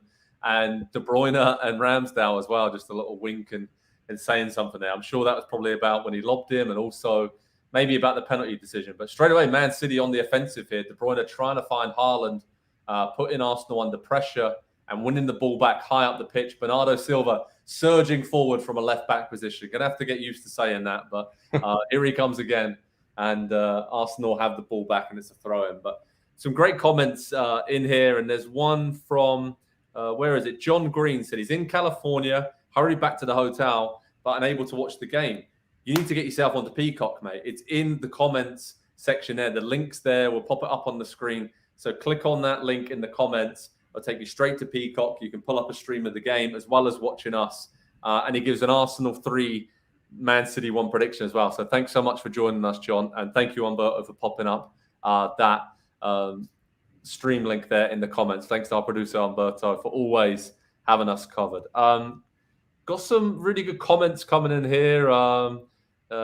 It's interesting to see, again, people just going back and forth about this penalty decision, which I think is going to dominate all of the talk right now. But American Guna says Trossard has to come on as early as possible. Isaac there says Arsenal is winning this match. And then Johnny Lara says not a penalty. Shots are taken. Love how the refs pick and choose these rules. So let me chime in for the final word on the penalty for now, at least. Surely it'll be final. not my own words. So Tim Howard on the broadcast, I had a little listen. Initially began with not a penalty because Ederson doesn't leave his feet. He comes in and just kind of takes up a space. But he said that the more that he watched it, he does lean towards it being a penalty because of the amount of contact that there was. So, if maybe Tim Howard knows a little something about being a goalkeeper. Those Americans, and they what don't constitutes understand a foul. anything. Oh, that's a good point, Nick. Maybe he's completely wrong. Tim Howard, great lad. I've always said that. So he is a good dude, and he knows what he's talking about. And I totally agree with him on that. I think when I first saw it, I was a bit like, not sure, but seeing it second, third, fourth time doesn't get any easier watching from an Ederson point of view. Gents, in terms of the second half here, what do we want to see more from Arsenal in this second half? What do they need to do? They need to get Saka and Odegaard on the ball more? Do they need to whip in more crosses for Nketiah? Do they need Trossard on early? Nick, what do you think? Is it more of the same right now from the Gunners, Yes. or you see something a bit different? If I'm them, I take the exact half I just played a second time and hope the break falls my way. Because for about 10 minutes there when they were down, it looked to me like we were watching a game where you're playing someone you know is better than you in FIFA, and every time you get the ball, you feel like you have to make something happen.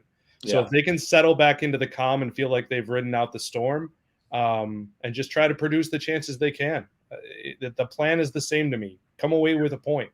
Yeah.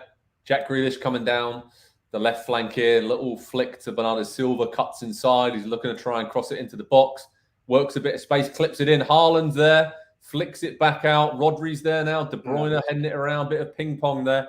Nathan Ake now is on the ball to Rodri, center of the pitch, out wide to Walker. Now recycling. It's gone all the way back to Ruben Diaz. And Arsenal managed to get back in shape and kind of clear the danger there. But just maybe a precursor of what's to come here with City trying to get the ball wide, clipping it in, and looking for Haaland to cause absolute chaos. We got Joey Sheether saying 5-1 to City multiple times there, looking like he's trying to mix things up in the comments section. Good luck with that, mate. A lot of the Arsenal fans in there not agreeing with that scoreline. 1-1 is a good score, Ethan says. We've got Christos saying, I think, a draw, and he's an Olympiacos fan. So thank you, Christos, for joining us. And yeah, there's a lot of good. Just let us know where in the world you're watching from, whichever country. We love having you guys join us from all across the globe. It'd be great to see where you're watching and joining us from today. And your score predictions as well for the second half. How do you think this is going to pan out between Arsenal and Man City? As Martinelli's dribbling inside, Arsenal keeping the ball well, Rodri snapping into challenges, Gundogan getting there, Mahrez getting there. The intensity of this game has been absolutely fantastic from start to early in the second half here. And City are really cranking things up a little bit in the start of the second half, right? Kind of starting the second half, how they finished that first half, Andy, and really stepping up on Arsenal. But there could be some gaps now for Arsenal on the counter as Xhaka comes away with the ball. I think they'll be there for both sides. You guys remember a few years ago when it felt like every big, like, top four and certainly title matchup in the Premier League was just tough to watch, and it was just cagey and defend. Not blaming solely Jose Mourinho, but they were the Jose Mourinho years of the Premier League. I'm so glad we're so far away from that now because Nick was right earlier. Arsenal, Man United earlier this season, absolutely brilliant. This game, absolutely brilliant so far. I would imagine the rematch probably going to be a lot the same. It's just the quality that's on display for these big games that are deciding things. It's just fantastic. Kicking off on the sidelines here a little bit. Mikel Arteta kind of flicked the ball away. He knew what he was doing, getting in. Hearing that. Yeah. In between. Look, clear pass away there. De Bruyne was trying to get on the ball to take a quick throw in. Arsenal were kind of caught up the pitch a little bit. Arteta got in between him, flicked the ball away. De Bruyne shoved him. A few players got involved. Yeah. And now De Bruyne. Yellow. If we're calling everything by the letter of the law, that's delaying the restart of play, and that's a yellow card. And not that it matters because Arteta, but it's, not to belabor the penalty point again, but. What's this now? This is a free kick to Man City, about 40 yards, 35 yards out on the inside right channel. Mahrez goes down under contact from Martinelli. This is a good opportunity here. Think about before halftime when De Bruyne whipped in. Was it Mahrez whipped in that great cross that Rodri's header was flicked onto the bar? Similar kind of position, but on the other side of the pitch here. So let's see what Man City can conjure up with a couple of wizards there. De Bruyne and Mahrez both standing over the ball. Haaland with a cheeky grin on his face as he towers over everybody in the centre of the pitch there, waiting for this free kick to come over. The referee, Anthony Taylor, blows his whistle. Mahrez runs over the ball. De Bruyne whips it in with his right foot, just over everyone. Tomiyasu clears it at the far post by the corner flag, and Man City have it again, and they go all the way back to Ederson. But some interesting comments coming in. Gareth Carlos says, City must win here. Is that how we feel, gents? Is this a must win for Manchester City? No? I don't know. Okay. I think certainly a win for Arsenal is a much bigger moment for the title race, is how I would say it. Okay. Got it. And then, Andy, what do you think, mate? I still think Arsenal need it more. The psychological thing, and especially after the way that the first half played out, needing what they needed to draw level. It's just City. I feel like City can win this title a couple of different ways. Oh, yeah. Arsenal, it feels like they have to go through City to do it, and I don't think they want to leave that for going to the Etihad. I don't think they want to leave that for later in the season, because if you think today is pressure for Arsenal, think about the pressure when it's 1 or 2 points and you're away from home and it's the final 6 or 7 games of this. It's only going to build and get more pressure packed for Arsenal from here. And so if you can get the victory today, the one of two that you need, I feel like it puts them, obviously it puts them in an incredible position. Absolutely. We got a few people here telling us where they're coming. Joe Kenny's from Canada. Matthias from Sweden is joining us. American Gooners in Minnesota. Hopefully you're staying warm this time of year. Nearly out of the winter up there, right? He's predicting Arsenal 3, Man City 2. Brian Clark's joining us from New Jersey. Thanks for joining us, Brian. We got some score predictions from Chris here, saying from Philadelphia as well. Big ups to Philly. 3-1 to Arsenal score prediction there. And Malawi. Thomas has joined us from Malawi. Ooh. Thank you so much. We had a lot of countries, but so lucky that people have been tuning in from all over the world when we were doing these watch-alongs. But I think that might be the first time Malawi's come up. So thanks so much for joining us, Thomas. Joey Sheetha is from Australia. Good day, I think. Can we say that? Or is it good night? I'm not sure what the time is there, but yeah.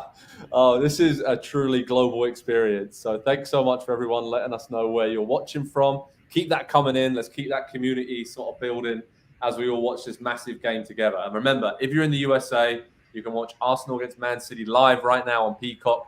Have that up in one stream, have us up in the other. And as Arsenal finally get to have a bit of the ball, Andy, and a bit of control in this game so far in the second half. This is the first time they've really had sustained possession, and then they give it away, as I say that. So. Joe, yeah, I'm watching the possession graph over here from our friends on FootMob, and it's very slowly but surely ticking Manchester City's way. 60-40 in the first half, nearly 55-45 already after just 10 minutes of the second half. So City definitely getting on the ball a little bit more. I think Arsenal are going to be a little bit more risk averse in the second half, and so I think that's how that's going to play out, because they certainly have more to lose today, while City probably have more to gain. Yeah. Joe, do you remember a couple of years ago, and Andy, you as well, when Ole was at the wheel for Man United, and they had seemingly every game was a 0-0 draw, and that's what I thought about when you mentioned that top. Like, I think they went 5 or 6 games drawing, but not beating opponents and not scoring in those games either.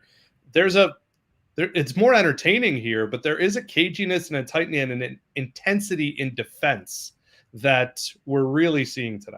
Oh, big moment of the game. Penalty kick to Man City. Erling Haaland. That was clear. I mean, imagine not calling that. I mean, Gabriel just pretty much hauled him to the ground there, right? I mean, that was a clear penalty kick. I'm going to say just you don't get much clearer than that, right? I mean, he's clean through. He knows he's been beaten. Going to see the replay here. But Walker, he's offside. He's slightly off. He's going to be offside. His backside is hanging off. Oh, clear penalty, but he's offside. Oh, my word. Imagine arguing that. I mean, they're both tugging, don't get me wrong. Yeah. I mean, let's see what VAR, I'm sure, is going to draw the lines and everything. But both tugging. But then when you see the angle behind the goal, Haaland's got a lot of Gabriel's jersey as well. So, yeah, I don't think you can come across the body like that, but it does look offside. It does look offside. His backside and his heels there. He's just half a body off, right? So this isn't going to stand, this penalty kick. I mean, Anthony Taylor, that's pretty clear. He's given the penalty, but VAR's checking it now. But that goes back to a point I made earlier in the game. City go direct. They play the ball from nearly the halfway line in behind to Haaland, and look at the chaos that it creates. And Gabriel's had a great season. So has William Saliba. But I think if you run a player of Haaland's size and physicality and talent at them enough times with good balls coming in, that you're going to put them into desperate moments like that. And a young defender, again, not to harp on this point so much, but a young defender who's not been in this moment against a player of that quality becomes very desperate and starts to grab and starts to pull because they don't want to be the one that's beaten. And we just saw a little bit of the lack of experience, maybe the immaturity of a player like Gabriel there. I think it's going to be the boot that gets him offside. Why is this taking so long? Because it looks pretty clear. There's the line. It's offside. No penalty kick. But that took too long, in my opinion. I know they've had some issues recently with VAR not getting the calls right, so maybe they're just triple checking. And the Arsenal fans are celebrating in the Emirates like they just scored a goal for having that penalty kick taken off, and the yellow cards taken away from Gabriel as well. So, yeah, a big let off there for Arsenal, I'd say. And in the meantime, the cameras cut to Pep Guardiola on the sidelines, and he had notes and bits of paper and is looking like he's going to make a change. And Arteta is giving it the big one when it came up on the screen that it was offside. The Arsenal players are celebrating as well like it's a goal. So, and the camera cuts to Haaland, and he looks menacing. Not happy, but man, do Man City think they had a big opportunity there to retake the lead? And I think given their start to the second half, it would have been a deserved lead. But here we are. Arsenal won, Man City won, 30 minutes to go. Two top teams in the Premier League table, head-to-head, going blow to blow.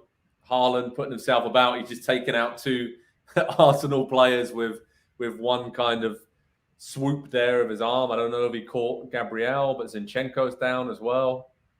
And that's a crazy few moments there, lads. So, Nick, I don't know how you want to sum up where the game stands right now, but a very precarious sort of position right now. And Haaland caught him with his hand, but not really much in that, right? There's nothing going to be given there. No, it's clever. It's clever enough to get away with it, but it's certainly not something you're going to be patting on the back as a classy move. I don't like it, but I want to be fair to both teams here. He certainly didn't do enough to. Well, I shouldn't say that. We got to be careful with the head. Let's put it that way. Yeah, it was a flick of his hand rather than solid contact with an elbow or anything, in my opinion. There, he had a look. He knew where Gabriel was, but he might have caught him with the elbow actually from the behind angle there. Yeah, yeah, you're right. You're right. I was with you at first. From the front, it looks like a little slap, but he has a look the whole time. I think this could be problematic for him. The elbow goes behind Gabriel's head there.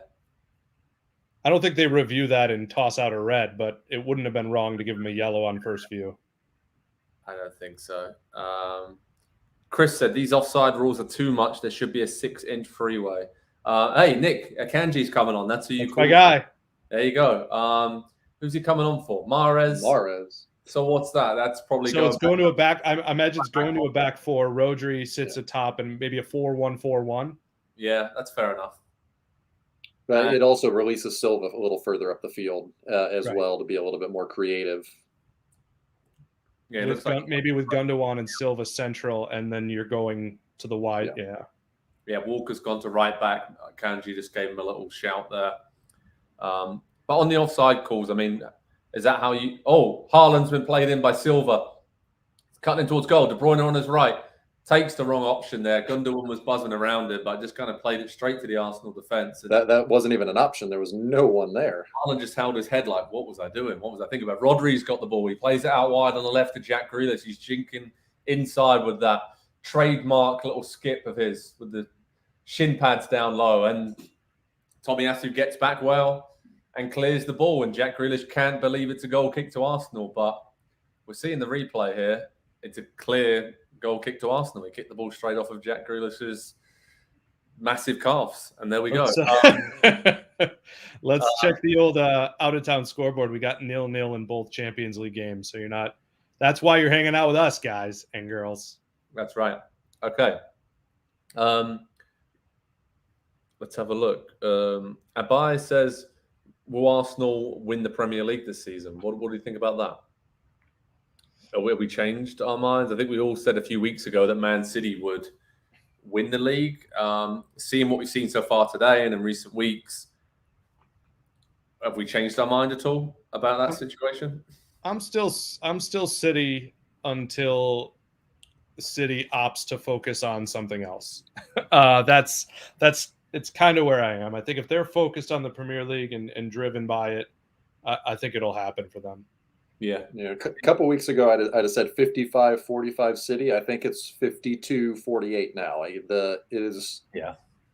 City continue to drop points that they just shouldn't in games that they shouldn't. And Arsenal have done the same. Obviously, losing to Everton was a bit of a hiccup, and there were questions immediately. But they've responded very well since doing that. And that's always a test for a young team. You have a disappointment. It doesn't linger. How quickly do you bounce back? No Jesus here, Andy. No Partey as well. Yeah. I'm impressed. I'm impressed by Arsenal. Oh, this could be a red card. And Not anymore. Catches Ruben Diaz late. He's gone down. Man City's players crowding around the referee. It looks like it's a yellow. It's a yellow. So decision's been given, but high boot there from Nketiah. Catches Ruben Diaz on the foot. Studs were raised. Yeah. It's a dangerous spot to have your foot, but I don't think he makes a ton of terrible contact with it. It's not malicious. And the ball was bouncing. The ball was bouncing up as well. It kind of one of those, he had to go for it, right? Those kind of situations. But I don't know if he had to go for it with his studs raised like that. But I want to ask you, Nick, about the comments from Guardiola before this game. He said to Arsenal, he's like, you want the title? Okay, fight us for it. We're going to fight until the end. And we've seen fight from Arsenal today, right? I think whatever the score is, they're up for the battle and to scrap this young Gunners side. And they're not going away, are they? They're not going away. And they're going to be right there to the end this season. Yeah, I'll tell you what. I'm pretty impressed by, again, there's an enormous amount of respect between these teams. I know that there are multiple players who have been, on Man City who are on Arsenal now. But in the first half, it wasn't worth discussing at the time, but I made a note of it. Pep is in the referee's face and Arteta comes over, but they don't go at each other. I think there's enough of a understanding that of a football understanding, right? Jurgen Klopp always talks about how he loves the teams that also try to get after the game. And I think there is a bit of a brotherhood amongst those managers now of guys who appreciate the caliber of this league and competition and the way the rivalries have come. Absolutely. And I want to, in the comments section, I want to point out that comment from Brian. He's connecting with Thomas in Malawi, and Brian from New Jersey. Thomas is in Malawi, sharing memories and about his family there in Malawi. So as the ball comes in, and Nketiah nearly gets on the end of it, but it's Watchalong bringing people together across the world. So I'd love to see that. That's brilliant. As Walker tries to clear the ball, and it's a goal kick to Man City. But we're going to see a replay now of this chance. And it was worked out to the right flank. Saka played it out to Odegaard, I think it was there. Tomiyasu overlapping, crossing to the box. It's like Nketiah was maybe just offside and one knee offside. And then Edison did just enough to put him off with the cross came in. But this has been good for Arsenal, right? Getting into these wide positions, Andy. And that's where they're going to get a lot of joy now, I think. The more chances Man City take, especially with some of the formation changes for City there, but agonising that replay, seeing Eddie Nketiah, seeing how close he came to maybe getting on the end of it, but looked like he would have been offside anyway. Yeah, he would have. And as the game goes on and they start to create and continue to create more and more chances from out wide, to go back to a point Nick made earlier, if Gabby Jesus is out there, the runs, the timing, just the quality of finishing, like what difference does that make for this Arsenal team, knowing how they're gonna operate and with the ball for the rest of this game as City get another dangerous free kick here coming in. Grealish loves winning a ball off a shoulder barge. Oh yeah, look at this. Him and Saka go shoulder to shoulder. Oh! Both go flying out to opposite directions. That looked like a pretty clear shoulder to shoulder there. But Man City have a very dangerous free kick, 25, 30 yards out on the inside left channel. They've caused some chaos with these deliveries, very similar to the position where they nearly scored at the end of the first half here. Only Kevin De Bruyne is over this one, so you know where it's going, and he's already pointing. Back post, penalty spot area, whip it in with that wand of a right foot. Haaland, you've got to think they've got to get him in these positions. I'm going to ask you a minute about his performance so far, but let's wait. I thought you were going to ask me about Grealish as the poor man's Miguel Almiron. Oh, wow. Wow. That's going to open up a can of worms in the comment section, Nick. Okay, De Bruyne puts it in. Oh, it's a great chance. Right there. Spills it off the line. A Kanji shot. Wow. Somehow Arsenal survive. And that was just a brilliant ball initially from De Bruyne from the free kick. I think it was Rodri, Ake. They were in there. Let me see. The channel. It's coming in. It looks like Zinchenko kept them all onside at the back stick. Oh, Rodri took it off of Ake's head. The header wasn't really enough on it. Ramsdale saved it. And then Akanji's follow-up was cleared off the line. Man City pushing hard, though, right? For that to regain the lead there. And it looks like at the moment... Oh, bad giveaway. Bernardo Silva into Erling Haaland. He takes one touch around Ramsdale. Ramsdale somehow smothers the ball. But my word, Arsenal living a bit of a calm life right now, huh? Tell you what, they are their own worst enemy at the moment. This trying to play out of the back the way that they're doing right now. Once City have getting Mahrez off, bringing in Akanji on, pushing Silva a little bit more further forward, I think has made them much more aggressive with the press because Silva as a presser versus Mahrez as a presser higher up the field, much more productive, much more used to doing that. And so they're not going to let Arsenal play out of the back the way that they have. They're going to, I think, force them to try to go long, which suits City pretty well because they've got some size there along the back line to win those long balls. And they're on the verge of kind of taking Arsenal out of this game, at least in terms of possession. So something to keep an eye on. Oh, when you talk about possession there, it kind of surprised me a while ago. It's 58-42 in terms of possession in favor of Arsenal. So nearly 60-40. That doesn't happen to Man City often, right? And we talked about it earlier, the similarities between Arteta and Guardiola. And we're seeing that, right, Nick, tactically now. It's almost Pep's made the first move, like Andy said, changing the formation, the shape and personnel. And, some stats coming up on the screen now on Peacock. Arsenal's attacking lanes today, 48% of their players come down their right-hand side. So they're clearly targeting the left side of that City defence there. And it's just such a great chess game. And they know each other so well, these two managers. It's playing out on the pitch. And you wonder, are Arsenal now going to make these changes and bring on Trossard and do something a bit different? Yeah. As we see Xhaka driving the play and feeding the ball too heavy into the right side or left side of the box, depending on how you're looking at it.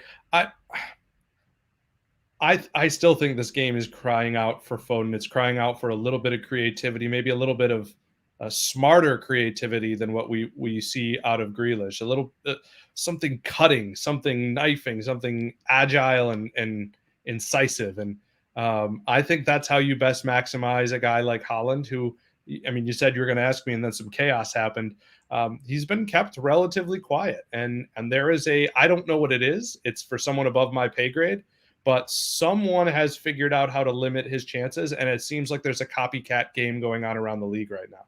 Yeah. Andy, you agree with that on Haaland? Because he has kind of, could have won a penalty, was just offside, or did win a penalty, but was just offside. So it wasn't given. He's putting himself about, it's fair to say, with Gabriel back there. But like Nick said, it's kind of gone a bit quiet for him, and teams are figuring him out a little bit. And maybe that's just after, 4 or 5 months in the league. Now teams have got a better plan and they've been watching them up closer. But, another bad giveaway from Arsenal. Now, Erling Haaland's in, just as we talk about him. Gundogan's inside. He flicks it on to Jack Grealish at the back stick. Goal! What a goal. Manchester City. Just as we talk about Haaland, he leads that break, and it was another poor mistake from Arsenal to give the ball away. Grealish is celebrating. The City fans in the away end are going bonkers at the Emirates Stadium. But wonderful attack there. Haaland to Gundogan, and then to have the sense, Gundogan, such an underrated player, to just slot that ball over to Jack Grealish because he knew the Arsenal defenders are shutting them down. And Grealish just whipped it into the corner and just beat Aaron Ramsdale.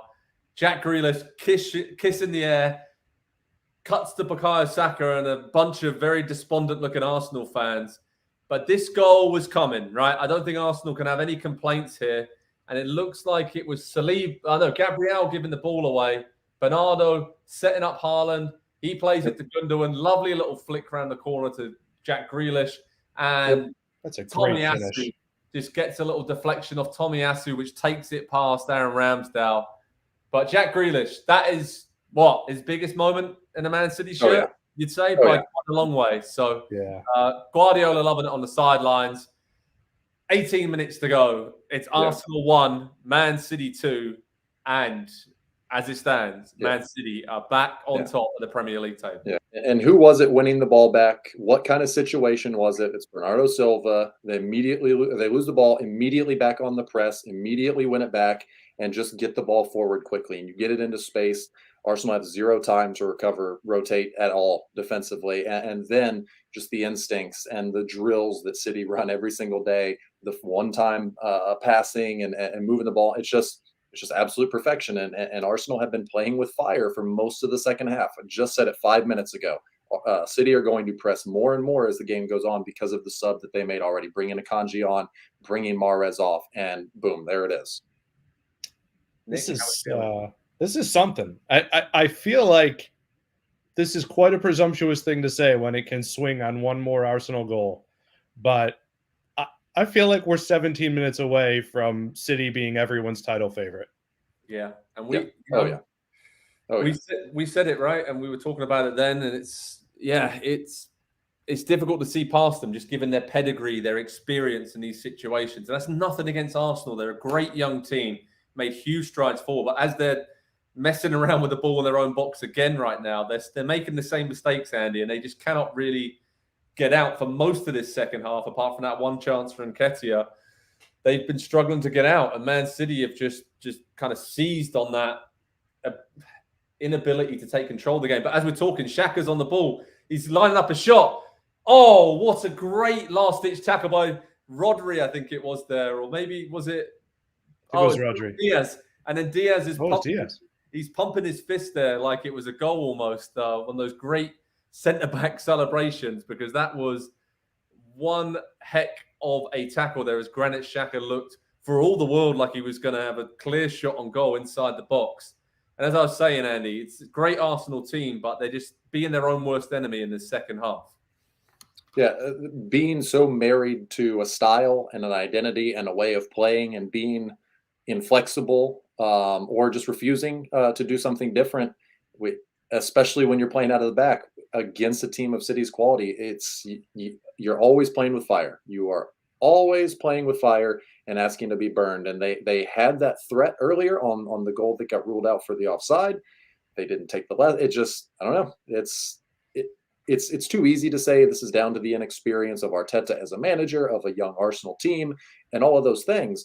But I don't think that's something that an experienced team like City with Pep at the helm, I don't think that's a mistake that they make. Listen, Andy, I think they're in danger, and it will probably be unfair. I'm actually rooting for Arsenal to get an equalizer here, not just for the entertainment, but I think we're in real danger of some narratives coming out of this. If the only goal Arsenal scores is off a goofy, although even if it is a penalty, a goofy penalty, even though Thomas didn't play, even though Jesus didn't play, Arsenal is going to be perhaps talked about as front runners, maybe as a team that knows what to do when it has momentum. What a finish that was. I think Ramsdale probably, even with the deflection, wants to do better there, but that's a solid shot cross goal by Grealish in a big spot. Absolutely. So in the comments section, let us know your score predictions, what you guys think is going to happen. Foden is on for Manchester City. He's come on for Jack Grealish. Trossard is on for Martinelli as well, Andy. So they've kind of both rolled a few of the dice there in terms of those subs coming on. What do you think about those substitutes, Andy? Are they going to impact the game much? Yeah, Trossard's the big one because he's going to link things a little bit better. That's if you look at the way that Arsenal set up, Martinelli very much winger, Saka very much winger, and Nketiah very much center forward. None of those three kind of operate in that half space between the forward line and the midfield. And I know Odegaard gets in there a lot, but he pushes on so much that it feels like, and I think Nick was saying it pretty early on in the game as well. Trossard feels like the player that kind of makes all those pieces fit together and tick over the way that they need to create chances. But again, this is a very strong defensive performance from City since giving up the equalizer and since the big chance early to Nketiah that he took off his shoulder. They've not given up a lot to Arsenal. They've done a much better job of controlling this game, even if they're not dominating it. Absolutely. I think the XG was about it was 1.33 to I think 1.05 at halftime. Arsenal's XG is still at 1.33. This has been an inexperienced half for a team that is very, very good and perhaps learning what it's going to take. Not a single shot in the second half, by the way, to add to your point there. As Nketiah chases down Akanji, plays back to Ederson, clips the ball long, and now this is all in Man City's hands with 12 minutes plus stoppage time of this game to go. The experience of De Bruyne, Rodri, Ruben Diaz, Bernardo Silva, all these players on the pitch, right, that have just, again, been here before, seen it, done it, won trophies galore. You have to fancy City. But let us know in the comments, who do you guys think are going to see this out? Do you think City are going to win? Do you think Arsenal are going to come back to draw? Zinchenko's now surging down the left flank. Trossard's trying to stay on side. Not sure if he did, but he's on the ball now. Cutting back inside, goes back to Xhaka. He tries to find Zinchenko, does go through Trossard. Oh, looks like another penalty. No, nothing given. Trossard's gone down in the box under a challenge. To win it. I mean, it would have been a cleverly won penalty, but I think from first glance, he is just only looking to win it. Oh, Kyle Walker. Ooh. Does he get him? Hits his arms. Walker did commit himself there. Wouldn't be surprised. The final angle shows that they touched one another, but it's not a foul. Trossard puts his hands into Walker. And the ball I think is that also last angle is right. I thought it might have been a pen until that. Yeah, the ball is away, and he's never getting to it again either. I'd give Trossard 7.8 for that dive. I'm just going to say. It is a dive for sure. Yeah. And what do we have here? This is a push on Saliba from Haaland. The hand's clearly outstretched and, not much contact, but, that's going to be given. But Arsenal, fair player coming out and taking more chances now, but City, more space for them on the break. Gundogan, De Bruyne. It's just perfectly poised now. Are Arsenal just going to – I mean, they have to just go for it now, right? They might as well lose 3 or 4-1. So it's just set up for a really great finale here at the Emirates. And everyone in the USA watching, remember, you can watch this on Peacock. The stream link is in the comments. Pull up that stream. Have us alongside you for this massive game. As it stands, Man City are going back to the top of the Premier League table. The reigning champs will be level on points of Arsenal. They have a better goal difference. Arsenal do have a game in hand, though. So, this isn't decisive in any means for the title race. But as Arsenal are bringing on Fabio Vieira and Ben White, they're both readying themselves, about to come on. So Arteta going to do a few more things as well. Guys, just wait. You've got Arsenal going to Villa this weekend for the early game. Man City going to Forest for a 10 a.m. game. And Man United at Leicester. Could we have 51-51-48 after the weekend?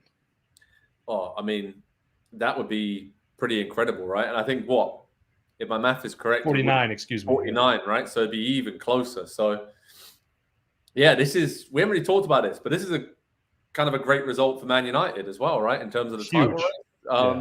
Just kind of giving them a shot, and no one really talk. I don't think even Man United fans. Let us know in the comments if you're in there.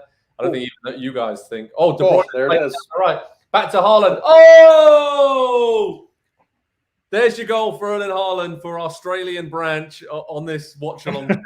You've got your goal. Haaland celebrating, sliding on his knees into the corner. Game, set, match. I'm pretty sure a lot of you said 3-1 to Man City as well in the comments, so well done to you. But Joey Sheether, waking up early in Australia, you got your Haaland wish. You said a Haaland hat-trick for your last comment. He's got another 7 or 8 minutes to do that and get a couple more, but it's Arsenal 1, Man City 3 with 8 minutes of normal time to go. And Andy, talk us through that goal, because that was, again, down that right-hand side of City's attacks, Silva and others building up. And Zinchenko, it just been kind of caught him out there in that position, right? De Bruyne just gave him an extra yard, one pass back to Haaland, and game over. Yeah, it starts all the way back at midfield, and Arsenal trying to play their way out, and in a spot that they probably shouldn't do. And anytime you get De Bruyne not on the ball, and he's the one making the run in behind, as it is here, that's just absolutely perfect. That ball from Gundogan pulls 3 defenders into him, makes them commit, and the second that they do, slips it in through. And at that point, you've got better odds that Haaland doesn't score there, because the ball is going to find his foot. That De Bruyne is going to pick him out, and Arsenal have just been, I don't know, defensively they have been shaky. They've been a little bit timid. I think timid is probably the word, and maybe there's a little something to say about the penalty that wasn't with Gabriel, how aggressive he was in that moment. Ever since then, every player in a red shirt has looked a bit shaken, a little bit, not lacking confidence, but unsure of themselves for sure in a moment like this. And City just continue to hammer, every one of those opportunities. Every time Arsenal have a slip up, City are there and waiting. I kind of want to say that I don't really blame Arsenal for that either. This is a part of the learning process. And while if you're an Arsenal fan, you certainly hope that they're ahead of schedule and they adapt quickly, but this will ultimately serve them well. This was something that didn't need to happen, but now that it has, it will be a good learning experience for them. Well, it'll be a learning experience, not a good one. Yeah. It's again, I think we have to say hats off to Pep Guardiola, because that tactical change to bring Bernardo Silva further up the pitch, it just seems to have bamboozled Arsenal. You've got De Bruyne and Gundogan much higher in support of Erling Haaland, and then behind them you have Rodri, you have Bernardo Silva snapping into challenges, and Arsenal just haven't been able to sustain possession in meaningful areas, and they've just been pinned back. And it's almost like City are just going to Arsenal. Okay, then you think you're good, you think you can play out from the back like us, try and play out and see what happens. And then they've just ground them down in the second half. As Arsenal are coming forward though, crossing to the box, Rodri clears it. Ben White's on the ball out on the right flank now, but we've got just over 5 minutes to go. Haaland wins the ball back. Lovely little flick. He's urging down the left. Got Saliba pushing him off, and he's feeling it right now, but he did give away a throw-in in the end. But, what a great second half of Manchester City, right, Nick? What a great second half for Manchester City's structure and defense and the resolve they've shown. It's a message they're sending to the league to remind it, hey, we've won the last 2 of these. We're tracking down a third. I know there have been some moments where you've kind of doubted our intention, but we're still the champions. And we've seen so many of these moments over the last couple of years from Liverpool to tell us that they're still in it. It's kind of funny to see a team coming from behind on the table to remind you, hey, we usually win this. And that's what a lot of this second half feels like. Yeah, it really does. It really does. And obviously Arsenal, a lot of fans are saying still have a game in hand. It's still, still within touching distance. But this is very impressive from Man City, the way they've... And I wonder with the allegations and the charges from the Premier League about alleged breaches, Andy, in terms of the motivation since that news came out, it kind of creates a different mentality, right? Almost gives Pep Guardiola and his coaching staff maybe does the team talk for them a little bit week in, week out now between now and the end of the season? And obviously, it's not what you want, but that's almost the siege mentality, right, that they're creating at City. And it seems like the players are really taking that on board right now, and it's given them an extra level. Yeah, I think if you ask Pep, the world is always out to get Pep's team. So it's not that he needed the extra, ammunition or bulletin board material, if you will. But yeah, and I don't know. It matters a little bit, but I think that this was always going to be a weird season. Let's not forget that we had a World Cup at the midway point of this season.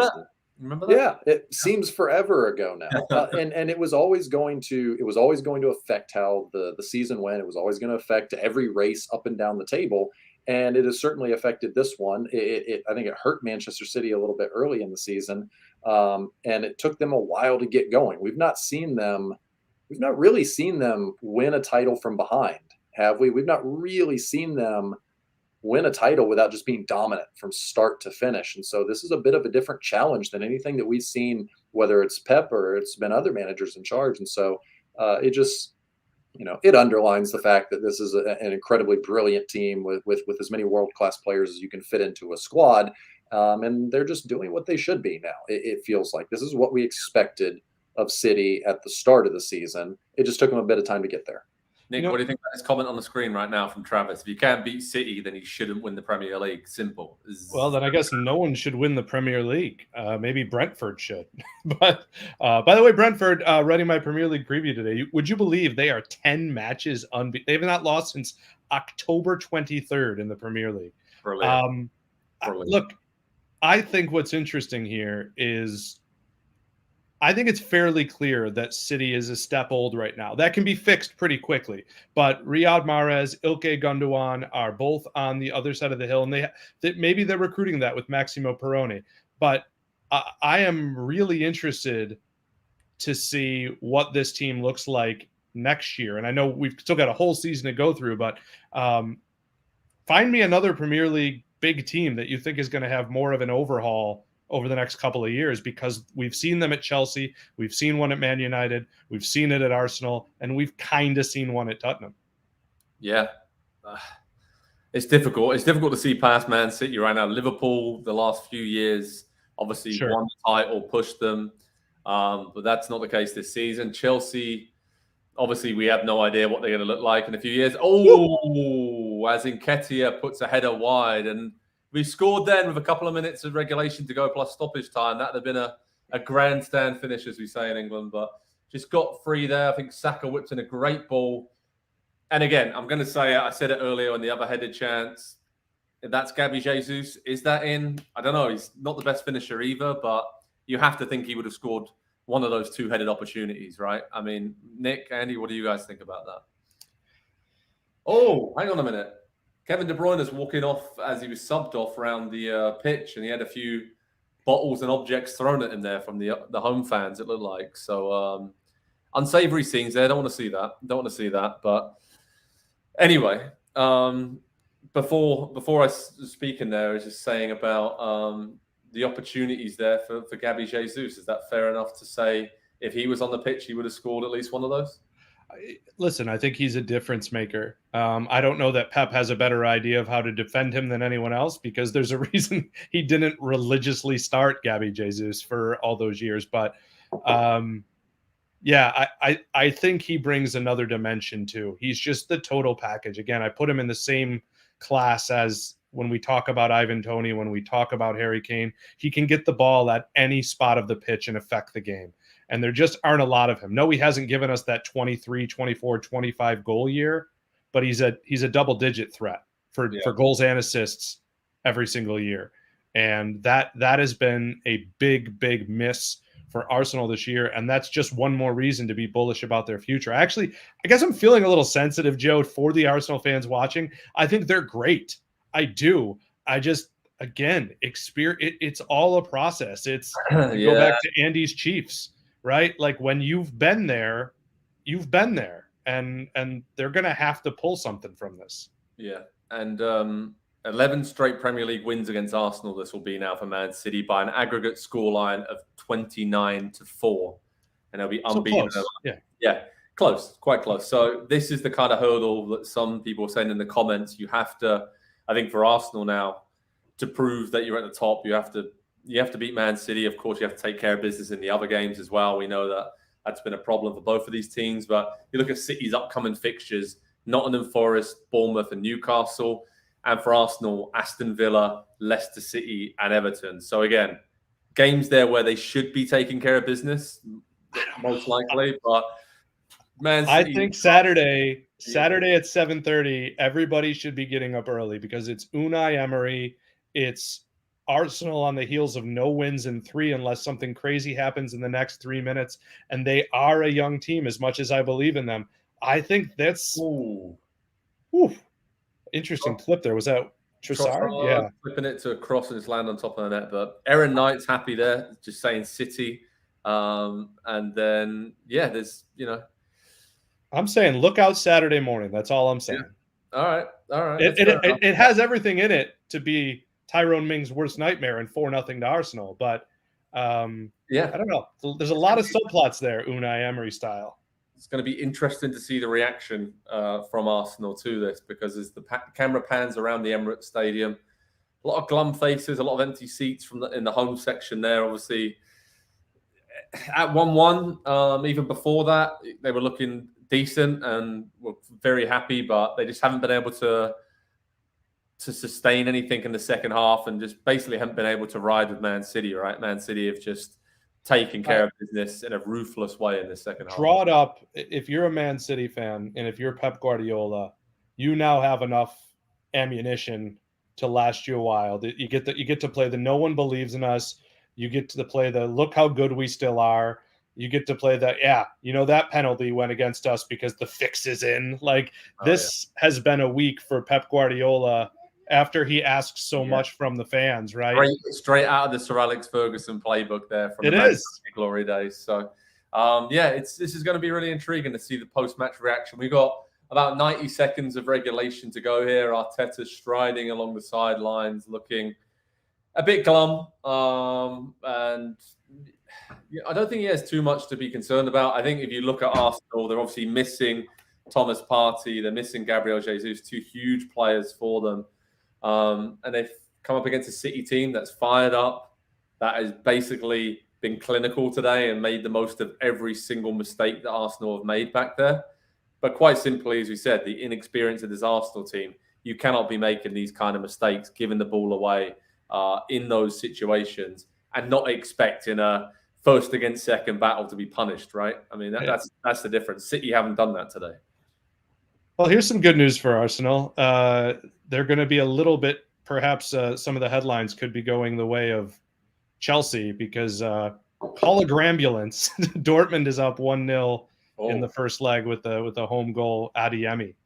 Here comes Gundogan in the box. He's gone down. Haaland's got the ball now. He's running towards the corner flag. Saka tackles, but Haaland's almost celebrating, and the City fans are going crazy in the away end. And we've got about 30 seconds of regulation left, Jets. All right, man of the match time. Who do we think? Let us know in the comments.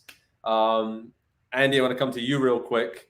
Man of the match for you, is it Kevin De Bruyne? I'm looking at him, the impact he had with the goal and assist, or it could be any number of those Man City sort of midfielders, right? They've all had such a big impact on this game.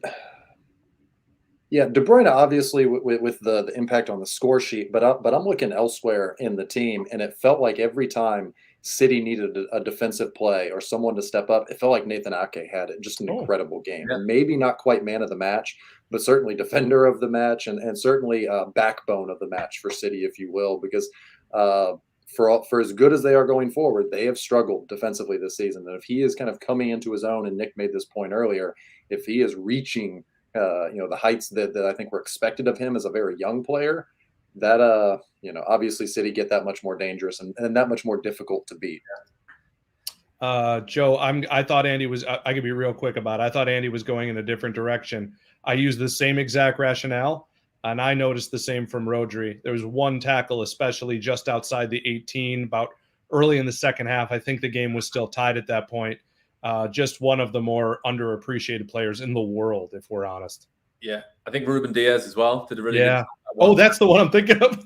Yeah, with Xhaka as well. And I think Haaland obviously winning the penalty kick that was ruled out for a tight offside, scoring the goal. He seemed to almost take over the game a bit in the second half and be more aggressive. He was bullying that Arsenal defence. I think when we talked about that sort of uncertainty and lack of confidence on the ball where they kept giving it away for that critical 20 to 30-minute spell there, I think a lot of that was down to, my word, I've got Erling Haaland breathing over my neck, shoulder, and he's gonna get me, so I've got to get rid of the ball. And Jack Grealish as well, shout out to him, big goal for him. Fought in the second half as well, cutting inside on his right peg, did really well, and he's giving his shirt away to a young Man City fan in the crowd, so he's having the time of his life out there. Is it just me, or does he look like he kind of looks like a Guy Fawkes mask? Is that weird to say? Like from the for the V for Vendetta, yeah, sort of. I can see where you're going with that. Well, where Man City are going is it's full time, 3-1 win at Arsenal. They are top of the Premier League table right now, level on points of Arsenal, but they're ahead of the Gunners on goal difference. And as you can see, quite a healthy lead on goal difference there by 10 goals. But crucially, Arsenal, as we see at the bottom of the screen, do have a game in hand. So we'll get to some of your comments and questions, but I wanted to ask you, Nick, in terms of the title race, are we all in on Man City winning this Premier League again for a three-peat? Are we, in terms of the favourites right now? I think before this game, we're all kind of leaning towards City. And this result, for me, underlines just the difference in experience and class when it really matters right now. So are we all in on Man City winning the Premier League title? Or do you think Arsenal can still hang in there? I think Arsenal can still hang in there, but I also think you're asking the wrong guy. I've been pretty faithful, even when it was 6 points in a match in hand, that I thought Man City was going to outlast Arsenal. And I do think I like this comment a lot from Willem. Give me Arsenal with a serious shot next year, assuming that there are some reinforcements as well. To me, this is Man City's year. I would go this way now. Before the game, I was 60-40 Man City. I know Andy got down to 52-48, somewhere between that game. Yeah. I'm going to go back 60-30, and I'm going to give a 10% chance to Manchester United. I'm going to go that high because I just think what Ten Hag is doing in organizing that team, and just like Arsenal, getting wins in position in games you don't expect them to get the win out of, just finding that moment. I do think it is like a 2.5 team race. Yeah, I agree. Andy, you agree with that? Yeah, it's no longer a question to me of who will win the title. I think it's a question of will City lose the title or not. It is their title to lose at this point. I know Arsenal have a game in hand and could go back above them. They might just do that. I don't think it's going to matter, though, in the end, because of everything that we have talked about from the start of this game until the end of this game. They went into London. They beat them on their field. They have beaten them twice in the last month. They get them at home in the 6th to final game of the Premier League. It's all set up for City, aside from the fact that they obviously really want to win the Champions League. That is the only thing I think you can say that stands in the way of Manchester City going on and winning the 3rd straight title and coming back and reeling Arsenal in at a time where I think a lot of people, or at least the Arsenal fans, got confident and believed that they had done enough. And when you haven't played that other team, though, head to head, there's just still too much left in the season, I think, to feel that way. Yeah. 30 goal contributions in 22 matches played for Erling Haaland. I mean, it's absurd. He's at 1.32 goals per 90. Those are, I mean, that's silly. That's silly. Yeah. Those are better than Mo Salah when he was lighting the league on fire a couple of years ago. And think about that. Remember how good and prolific Salah was. This is something. That's the difference. Him, De Bruyne, obviously Grealish stepping up today with the goals. That City just have that abundance of attacking talent that even if one player doesn't show up in attack, Mahrez will do it one week, Gundogan will do it the other. Alvarez still has hardly featured since the World Cup, and it's just incredible to see the players they have there. Zalai Lindsay says Man City will win the league. Johnny Lara says if City play with a back four and none of this Bernardo Silva left back nonsense, and City will win the league. Big useless dummy says Arsenal can win the league. And yeah, it's, and then he also says, remember, we're focusing on Champions League spots. So for Arsenal, I think it's a bonus they're in this situation, right? And that's maybe the mentality they need to have, rather than, we lost the chance to be top of the table. Now it's like, okay, we're going to finish in the top 4, which is great for us. We have, unless there's a huge collapse, which I don't think there will be, but they have absolutely nothing to lose, and that's got to be their mentality between now and the end of the season. And Partey's going to be back soon. Jesus is going to be back pretty soon as well, which will boost them. So it's not all doom and gloom for Arsenal after this, but it's going to take a lot for them, I think, to grind this out and get above the juggernaut that is Man City. And as I mentioned previously, the fact that all these alleged breaches and the charges from the Premier League, that mentality, that extra motivation, if you will, that Guardiola's been talking about. Everybody wants to, beat us. Everybody doesn't like us. And just that extra few percentage I can give you as a player, if you truly believe that and you think the world's against you. And Andy mentioned it before, Pep always thinks that anyway, but this is that extra little bit of motivation, maybe just to refocus and rejuvenate, really, a team that most of the players went deep in the World Cup. So, the only other team, as we said it earlier, Nick, Man United. What is, if we do percentage chance, maybe after this we'll say Man City, 60% chance of them winning the league. That maybe is high, too high, I don't know. Arsenal, 30%. 60, 30, 10. Yeah. 10. Is that fair enough? I mean, give one to Eddie Howe and the Wonder Boys. No, I'm kidding. 60, 30, 10. If we're talking about most draws in the league, though, look out for Brentford and Newcastle. I think Man City is a special group. But again, I'm looking at that bench today and seeing that depth and thinking, I kind of think Man United is going to go out of the Europa League over the next 2 weeks. I just think Barcelona has kind of figured out a young and energetic team with Pedri and Gavi and having Lewandowski up top. That's a big ask for defenses. So I really think United is going to be able to just focus on the league. And I could honestly see them. I could see it going City, United, Arsenal 1, 2, 3 when it all shakes out. Oh, wow. AJ does not agree with that. He's saying 100% Arsenal winning it. So some of the Arsenal fans are still saying really strong. Andy, for you, how seriously are United in this title race alongside Man City and Arsenal? Not really. The Casemiro suspension that seems like it's never going to end, I think, is going to weigh heavily, and it's just going to cost them probably just enough that gap is going to be a bridge too far for them to clear. But again, this is a massive foundational season for Manchester United. They have a manager at long last. It took them a decade after Sir Alex left, but they've got someone who is building something. So I think next season I don't want to get ahead. I don't want to skip past the rest of the title race that we have now, but think about what the title race could be next season with perhaps a renewed Liverpool coming back into it as well. It could be what we thought this season would be. We thought this would be a 4-team race, and it has turned out to be just 2, and not including 3 of the teams that we had in there at the beginning. So I think they're comfortably a top 4 team, but it's all about City Arsenal for me. Yeah, I agree with that. And then we got the great comment coming in there saying about Arsenal kind of got way ahead of themselves. I don't know if that's true, but if you look at their schedule, I mean, they've got to go to Liverpool still. They've got to go to Man City still. They're hosting Chelsea. They still got to go to Newcastle as well. So those are 3 big away trips there for them to negotiate and where they could potentially drop points. And if you look at Man City's schedule for the rest of the season, then,